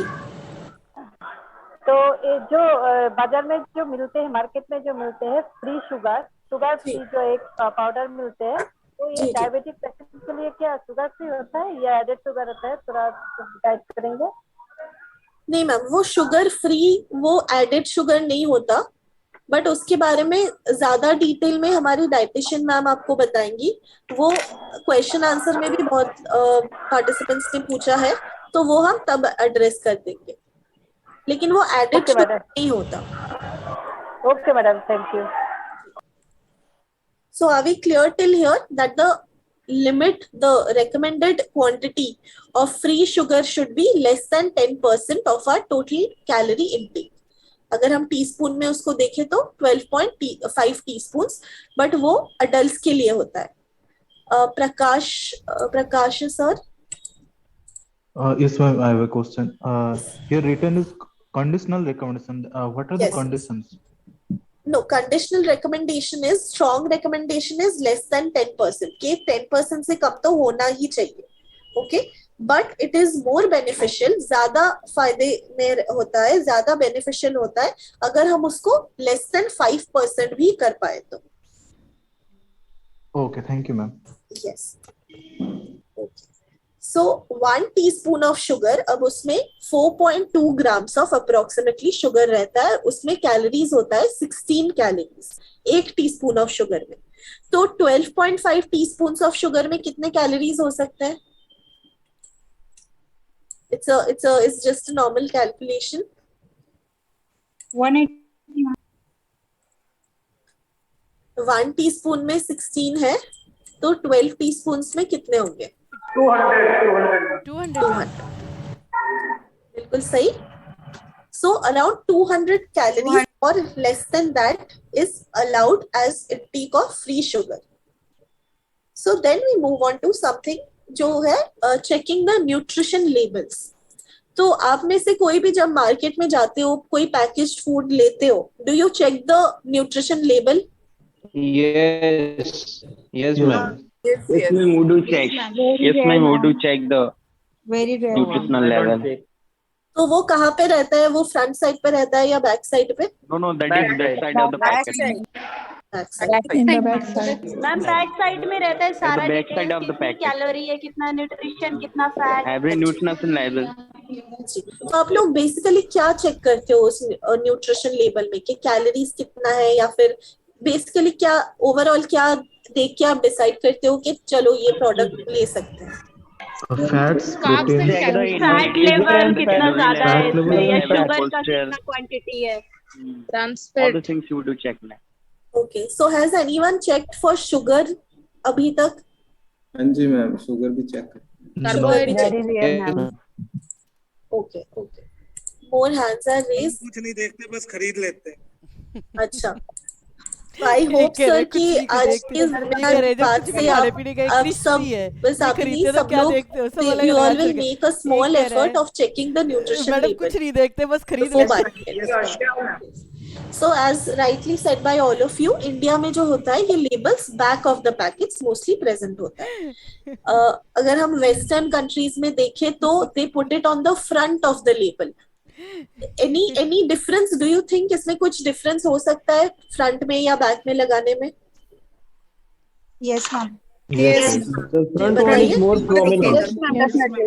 More prominent. more prominent. better है More prominent. more beneficial अगर मैम फ्रंट में होगा तो देखने की एबिलिटी भी डेवलप जी, क्योंकि बहुत टाइम हम ऐसे फिर से उसको टर्न करके कौन देखेगा ये सब अगर जल्दी में हो या कुछ तो so that's why mostly in our country the labels are mostly present on the back side but मैं चाहती हूँ कि अगर आप लोग कोई एक प्रोडक्ट खरीदे आप लोगों को दिखे कि जो लेबलिंग है वो फ्रंट में प्रेजेंट है तो उसका आप एक फोटो लेके ना व्हाट्सएप पे हमारे भेज सकते हैं you can share it so is that possible okay ma'am yes So ma'am now I will let us try. see ji so let us see के जो पैक ऑफ द जो लेबल है उसमें हमें बेसिकली देखना क्या है ठीक है so here we have an example जो so we should always check कि quantity per 100 grams में what is mentioned तो sugars हमेशा एज शुगर ही पोर्ट्रे नहीं हो सकता है जैसे इसमें कार्बोहाइड्रेट के नीचे दिया हुआ है या फिर बहुत सारी कंपनीज क्या करते हैं शुगर नहीं लिख के उसके जो डिफरेंट नाम है सुक्रोज या फिर फ्रुक्टोज गैलेक्टोज वो सब लगा देते हैं ठीक है so it is for maybe for a layman it will take like some time to realise कि okay this is also sugar right तो अमेरिकन डेंटल एसोसिएशन क्या करता है इट हैज गिवन 3 कैटेगरीज के शुगर जो है पर 100 grams में if yes sir okay so if it is present between 15 grams or less so it is okay if it is present between 10 grams or less it is better and if it is present between 5 grams या फिर उससे भी कम हो so that is the best दूसरा हमें जो बहुत important चीज एक चेक करना होता है वो है लिस्ट ऑफ इंग्रेडिएंट्स ठीक है तो इसमें क्या बोलता है कि ingredients are listed in ascending order जो प्रोडक्ट या फिर जो सबसे ज्यादा प्रेजेंट हो वो सबसे ऊपर रहता है सबसे ऊपर उसको साइट किया जाता है तो here we have a picture of a very popular drink in India so ingredient list में आपको शुगर कितने नंबर पे दिख रहा है Last but one. Third. It is the third. After water and mango pulp, it is sugar. Yes. And mango pulp is also sugar, right? Yes, natural sugar. Okay. And then we have, can anyone identify और कहीं पे कुछ different words में sugar दिया है कि नहीं? Yes, added mango flavors, right? Artificial flavoring substances containing fruit. Like so you grape, can imagine pineapple, कि कितने प्रमाण में इसमें शुगर प्रेजेंट होगा कि उन्होंने शुगर तो लिखा है अलग से उसके बाद भी it has with different names it has been written here. So what it says is the closer to the top of the list of the ingredients the more sugar is present. List में जितने ऊपर जितने पहले present हो ये sugar उतना ज्यादा परिमाण में इंग्रेडिएंट प्रेजेंट होता है so are we clear about this कि हमें कैसे देखना चाहिए कैसे जज करना चाहिए फॉर शुगर एक न्यूट्रिशन लेबल में Yes, ma'am. So these were our general preventive methods. अभी हम देखेंगे oral health preventive measures क्या होता है. So first we will deal with the correct brushing technique. तो आप लोगों को कितनों को लगता है कि आप लोग करेक्ट मेथड में ब्रश करते हैं? Do you think you all use the correct method of brushing? Yes, ma'am. Okay. So we will share a video with you now. Please have a look into it.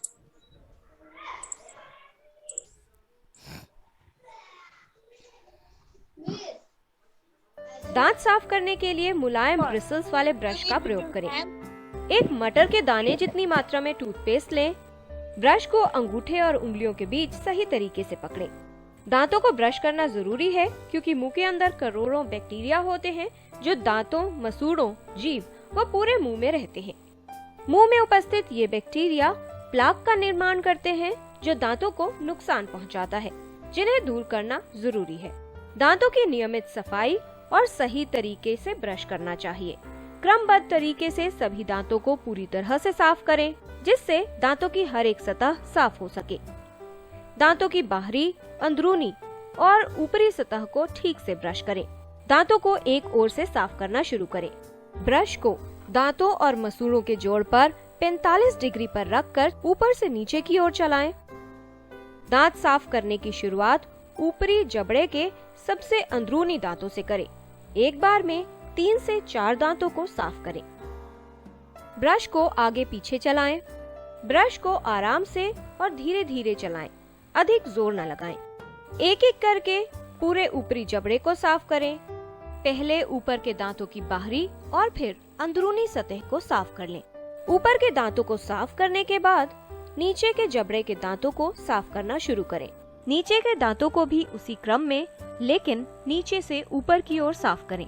Brush को इस तरह से पकड़ें कि सभी दांत ठीक से साफ हो पाएं। इसके बाद धीरे धीरे ब्रश को गोलाकार क्रम में घुमाएं, जिससे ब्रश के ब्रिसल्स मसूड़ों की सतह तक पहुंच सके।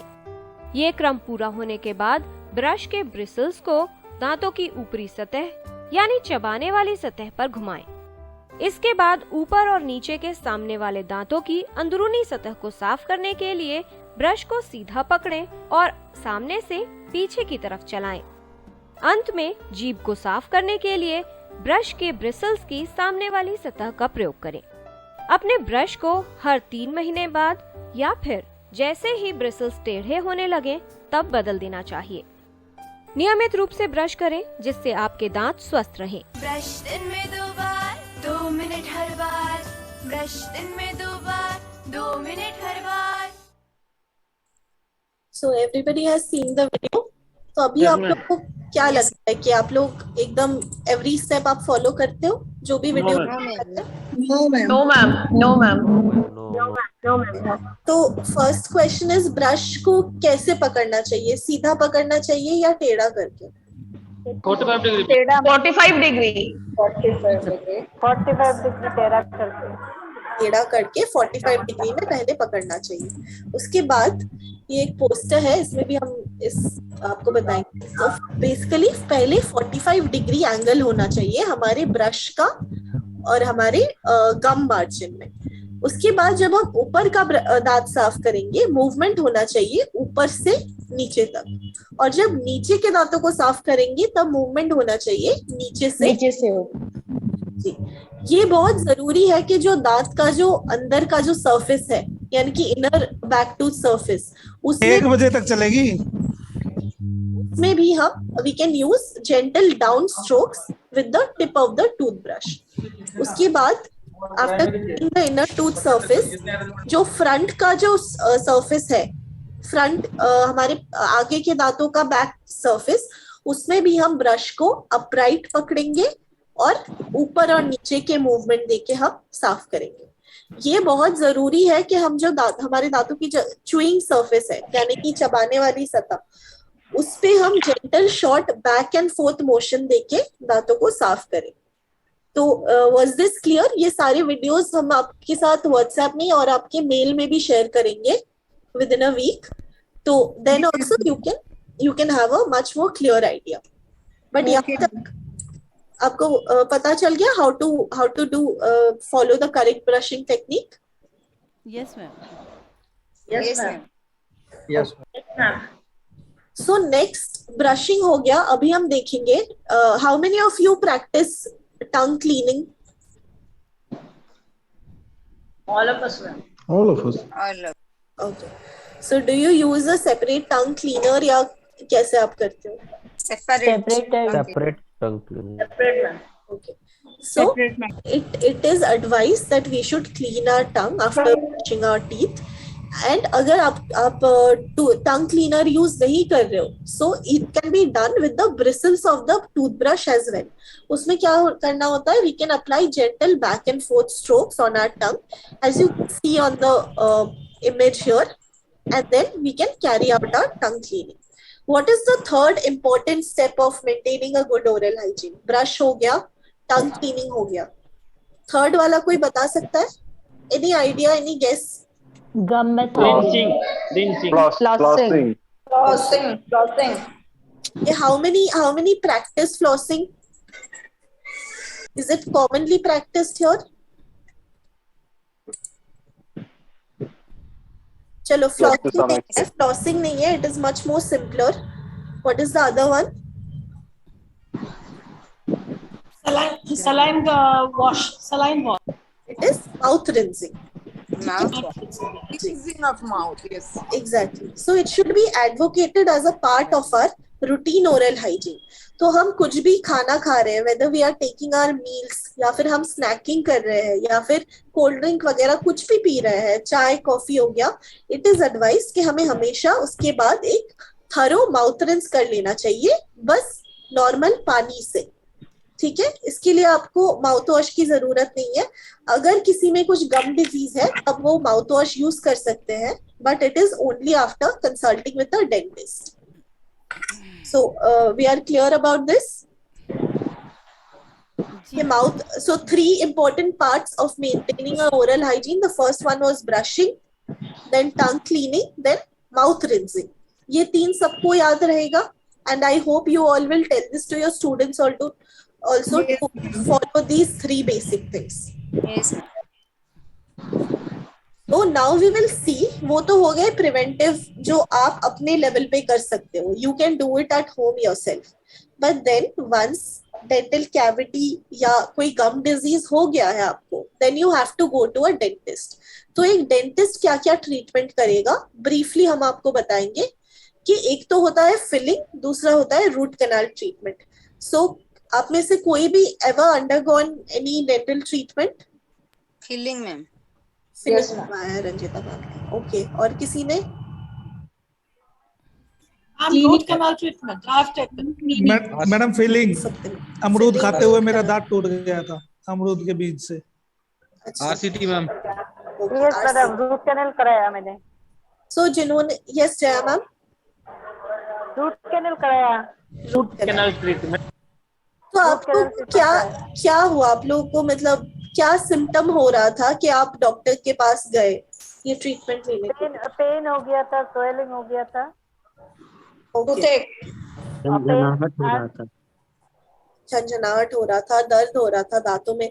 तो आपको क्या लगा, तो आपका जो ये डेंटल कैविटी है वो कहाँ तक पहुंच गया था, दांत के कौन से लेयर तक पहुंच गया था? रूट से हुआ था मतलब. अच्छा, तो रूट कैनाल, तो मैं पहले फिलिंग्स का बता देती हूँ. These are placed on the tooth surface after removal of decay. तो दांत की, जैसे डॉक्टर ने आपको बताया था कि 3 लेयर्स होते हैं, एनामल, डेंटिन और पल्प.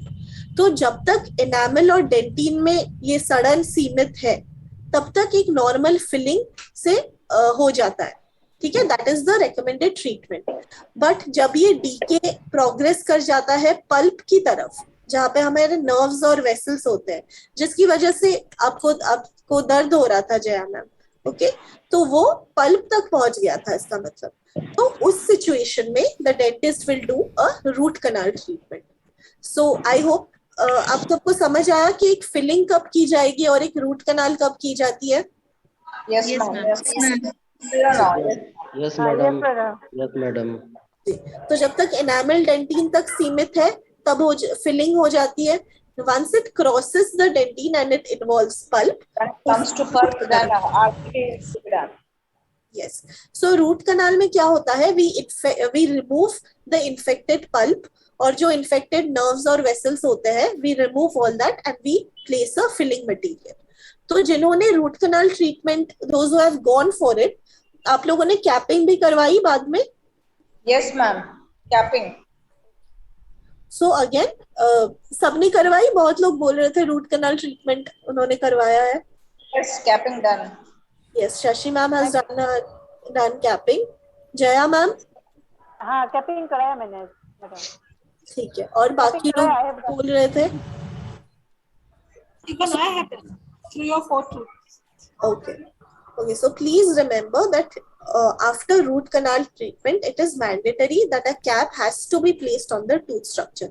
क्योंकि उसके अगर आप कैपिंग नहीं करवाओगे तभी भी बहुत ही ज्यादा चांसेस होते हैं उस दांत के टूट जाने के। ठीक है, so these are some of the professional measures for treating dental caries. Now we will see what are the professional measures for treating gum disease. तो आप में से कोई भी स्केलिंग या दांत साफ करवाने के लिए गए हैं डेंटिस्ट के पास? Yes ma'am. Yes ma'am. Yes ma'am. आप ऐसे रूटीन चेकअप तब गए हैं या कोई सिम्टम्स आपको लग रहा था कि कुछ आपको दिखा दांतों में, then you went for it? Yes ma'am, दांतों के ऊपर ब्लैक और ब्राउन लेयर आ गई थी। Okay okay, so basically this is a procedure called as scaling. So once so इसमें क्या होता है, जो दांतों के हमारे ब्रशिंग में हमने एक बहुत ही इम्पोर्टेंट बोला था कि जो आगे के दांत है उसके पीछे का सरफेस क्लीन करना भी बहुत जरूरी है। अगर हम नहीं करते तो अगर आप फोटो में से इस इमेज में देख पा रहे हो, देयर विल बी डिपॉजिट्स। ठीक है, ये क्या होता है, प्लाक, जो डेंटल प्लाक होता है वो जब हार्ड हो जाता है, because we are not maintaining our oral hygiene, hard होके इट बिकम्स येलोइश कलर ऐसे, और it covers the tooth structure. So it is very important that we get it removed, okay, periodically. तो इसमें the dentist will clean the deposits on the tooth surface, including calculus. इसको बोलते हैं calculus, जो ये yellowish जो deposits जम जाते हैं, and we use something called as scalers. ठीक है? So अगर कोई नहीं भी गए हैं, so I would suggest कि आप at least once a year या फिर ट्वाइस अ ईयर आप जरूर अपना क्लीनिंग करवाते रहिए. सो इससे क्या हो जाता है, it prevents you from having further any oral diseases. So with this I think we are done with the professional measures and we are done with the prevention part. तो इनमें किसी को भी कुछ doubts है? No ma'am. Okay, I can see some questions here. Q&A में जो dental का है, I will just address those. तो अशोक कुमार सर ने पूछा है कि can enamel be restored naturally or clinically? Ashok Kumar sir, are you there? इस तरह का होता है. Yes ma'am. Yes sir. So sir, clinically yes, enamel में अगर cavity हो गई हो तो we will go for filling. Filling materials होते हैं. You can go to a dentist and you can get it restored. केंद्रीय विद्यालय का भी होता है अलग से, देख लो, ये मैंने देखा नहीं. Then Deepak sir has asked that for small children of primary, how many times should they brush their teeth and what is the correct time to do so? So it is similar for both children as well as adults, twice a day, morning and night. Deepak sir, are you there sir? Yes sir. Then Manik Pandit sir has asked that if there is any chance of suffering from cavity if a person has the problem of gas, acidity or digestion problem for a long time. So sir, mostly because of digestion problem, we some people start developing a bad odor in their mouth. So usme you can consult a dentist. Maybe we will recommend you a mouthwash or something to take care of that. But cavities, yes, maybe in severe cases, if the acidity, like if you get regurgitation, जो बोलते हैं, जो acid हमारे मुंह में आता है, तो there could be like a minor chance of developing cavities through that. Ma'am, I have a question. May I ask? Yes, ma'am. Ma'am, once I visited to a dentist and he suggested me to use a tooth mousse after brushing. So, how is it helpful? Ma'am, it is mostly a remineralizing agent. तो उसकी वजह से बोला होगा. So, are you still using that, ma'am? No, ma'am. But I wanted to ask you, what is the correct way to, use a tooth mousse to get the most benefits of it? Okay, ma'am. We'll get back to it. 10-15 minute Okay, chocolate I'll just answer whatever is there in the chat box, in the quick Q&A right now, and we will get back to your question. So here, Mahesh Tomar sir, are you present, sir? Yes, ma'am. Yes, sir. So आपने लिखा है कि many toothpaste brands promote salt, long, and all kinds of things. Do they really affect us? So because we brush in almost 2 minutes or less. 2 minutes is more than sufficient, sir, to maintain your oral health. Because अगर आप 2 minute से भी ज्यादा करेंगे, बहुत लोग बोलते हैं कि हम 10 मिनट तक ब्रश करते हैं और वो गलत तरीके से करते हैं, तो उससे क्या होता है, देयर आर चांसेस कि जो एनामल है वो हटते जाता है. It starts dissolving because of the wrong brushing technique and because of brushing for a long duration. So 2 minutes is the perfect time to do your brushing, sir. मतलब 2 minute कम से कम करना. जी जी 2 मिनट करना है सर. देखिए madam, मेरा एक सवाल है मैडम. जी अजित सर. मैडम, मैं एक्चुअली डॉक्टर के पास गया, डॉक्टर ने बताया मुझे कि मैं स्केलिंग करने गया. स्केलिंग के बाद डॉक्टर ने मुझे एक थ्रेड का रोल दिए. माउथ नहीं. Flossing, that is for flossing. Yes ma'am. वो मुझे बताया 2 दांत के बीच में इसको निकालना है, आपका जो गम्स है निकालना है. इट इज सही मैडम? जी जी, it is recommended sir. It is also one of the methods जिससे आप ओरल हाइजीन मेंटेन कर सकते हैं. आराम चाहिए, आराम चाहिए. So next we have Rahul Sharma sir. Sir, are you there? Yes ma'am, I am there. Yes sir. So sir is asking कि gums start bleeding when I eat some hard food, so and or at the time of brushing my teeth. So sir, now you have gone through the presentation. Do you think you are suffering from any dental disease? No ma'am, I don't think I am suffering from any disease. So what were the symptoms of gum disease जो हमने पहले cover किया था? Bleeding gums. Ma'am, actually my problem is that कि मैं पहले ना soft bristle use करता था ब्रश. फिर उसके बाद क्या हुआ कि suddenly I changed with hard bristle. ठीक है. So then this type of problem occur. तो सर आपको डेंटिस्ट ने बोला हार्ड ब्रिसल में जाने के लिए, हार्ड ब्रिसल यूज करने के लिए? नहीं मैडम, ब्रश 3 महीने पुराना हो गया था तो सर आई चेंज. अच्छा, that's okay sir.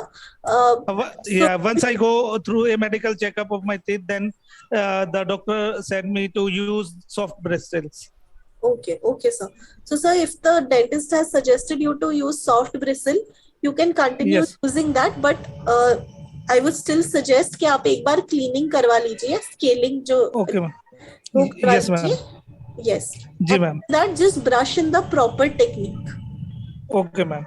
Yeah, I think my brushing technique is not good ma'am. After watching the video, I can decide to do it with the proper manner. Yes sir. Yes sir. Then Toshi Singh sir. Thank you very much ma'am. Yes, thank you sir. Toshi Singh sir has asked, like children of age 4 to 6 are having a tooth decay in front teeth. So I would suggest कि आप उन्हें dentist के पास लेके जाइए. All these are curable. अगर filling हो जाएगा तो the dentist will go ahead with that. If it has progressed to pulp, there are separate arrangements for that. So, but it must be treated, sir. Julie Ghosh ma'am has asked, is drinking or eating very warm food or destroys our teeth? Again, Julie ma'am, it's not a cause for destroying our teeth. It might be a symptom. अगर आपको लग रहा हो कि झंझनाहट हो रही है, अगर आप ज़्यादा गर्म कुछ खा या पी रहे हो, then it is a symptom of, it could be a symptom of something, but it is not a cause जिससे दांत destroy हो. Shashi Bala ma'am has asked the causes of sensitivity. Ma'am, it depends. If it is due to a dental cavity, then it could be कि जो सड़न है वो dentin तक पहुंच गई है and it is causing sensitivity for that. अगर gums recede हो जाए, जो gums अपने proper position पे नहीं रहे और भी नीचे आ जाए, तो उसकी वजह से भी दांतों में sensitivity हो सकती है. I would suggest that you visit a dentist and you find out the cause for it. कि आपके ये dental cavity की वजह से हो रहा है या फिर gum disease की वजह से हो रहा है. एक्सक्यूज मी मैम, मैम दांतों में वैसे कोई सड़न नहीं है, कुछ भी मतलब सिम्टम विजिबल नहीं है, बट जैसे आइसक्रीम वगैरह लेते हैं या कुछ भी ठंडा गर्म लेते हैं तो फील होता है ma'am. Ma'am, it could be due to a developing gum disease then. Okay ma'am, I will consult to dentist. Thank you so much ma'am. So the rest of the questions we'll take after finishing this session. So practical applications, we have some questions for you. So do you think there is any difference between raw sugar and refined sugar?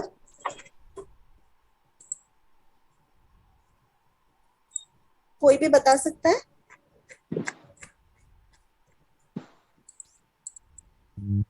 Ma'am refined sugar में natural.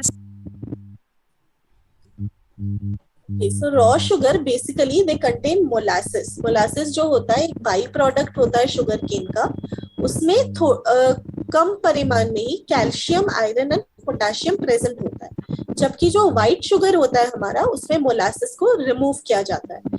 तो these are the basic difference. ऐसा नहीं है कि दो इससे ज्यादा healthy ये है, दोनों ही, अगर रॉ शुगर और रिफाइंड शुगर दोनों ही हम ज्यादा क्वांटिटी में ले तो दोनों ही हमारे हेल्थ के लिए हानिकारक होते हैं। Next we come to what is the difference between brown sugar and white sugar. Brown is we are always fascinated by this, that if the word brown is there before any food item, that means it's healthy. So आपको लगता है कि brown sugar ज्यादा healthy है? No ma'am. Okay, so let us see. So brown sugars, they are usually made by mixing refined sugar crystals with sugarcane molasses. जब calorie consumption की बात, calorie comparison की बात होती है तो ब्राउन शुगर में बस 0.25 ही कम कैलोरीज होते हैं व्हाइट शुगर से। ओके, सो दैट मींस कि कैलोरी कंपैरिजन में भी कुछ ज्यादा उतना हाई या लो नहीं है, it is just 0.25 few calories than white sugar. So जब हम ब्राउन शुगर भी अगर हम ये सोच के खा रहे हैं कि it is healthier, it is not correct. वो भी हमें कम परिमाण में द रेकमेंडेड इनटेक हमें करना चाहिए। Next, what do you think is better, fruit juice और फ्रूट और a whole fruit? Whole fruit ma'am. This I think yes, most whole fruit ma'am. Whole fruit. The reason behind that is whole fruit ma'am. Ma'am जब हम whole fruit खाते हैं उसमें fibre भी ले लेते हैं, ऐसे केवल जूस पीते हैं तो केवल उसमें एनर्जी वगैरह मिल जाता है केवल में, कैलोरीज वगैरह। जी जी। सो जो डाइटरी फाइबर होता है वो एक होल फ्रूट में रहता है, so it binds to the natural sugar and this makes it harder and longer for the body to absorb the sugar. And the sugar of the fruit, it accumulates in the blood at a lower and slower rate. So eating a whole fruit is better as compared to fruit juice. So with this, we have completed our webinar on role of sugars on oral and general health. Again, मैं आपको कुछ expectations जो हमारे होंगे आपसे, I will make you go through it. जो हमने Chandigarh reason के लिए किया था, they have already started the activity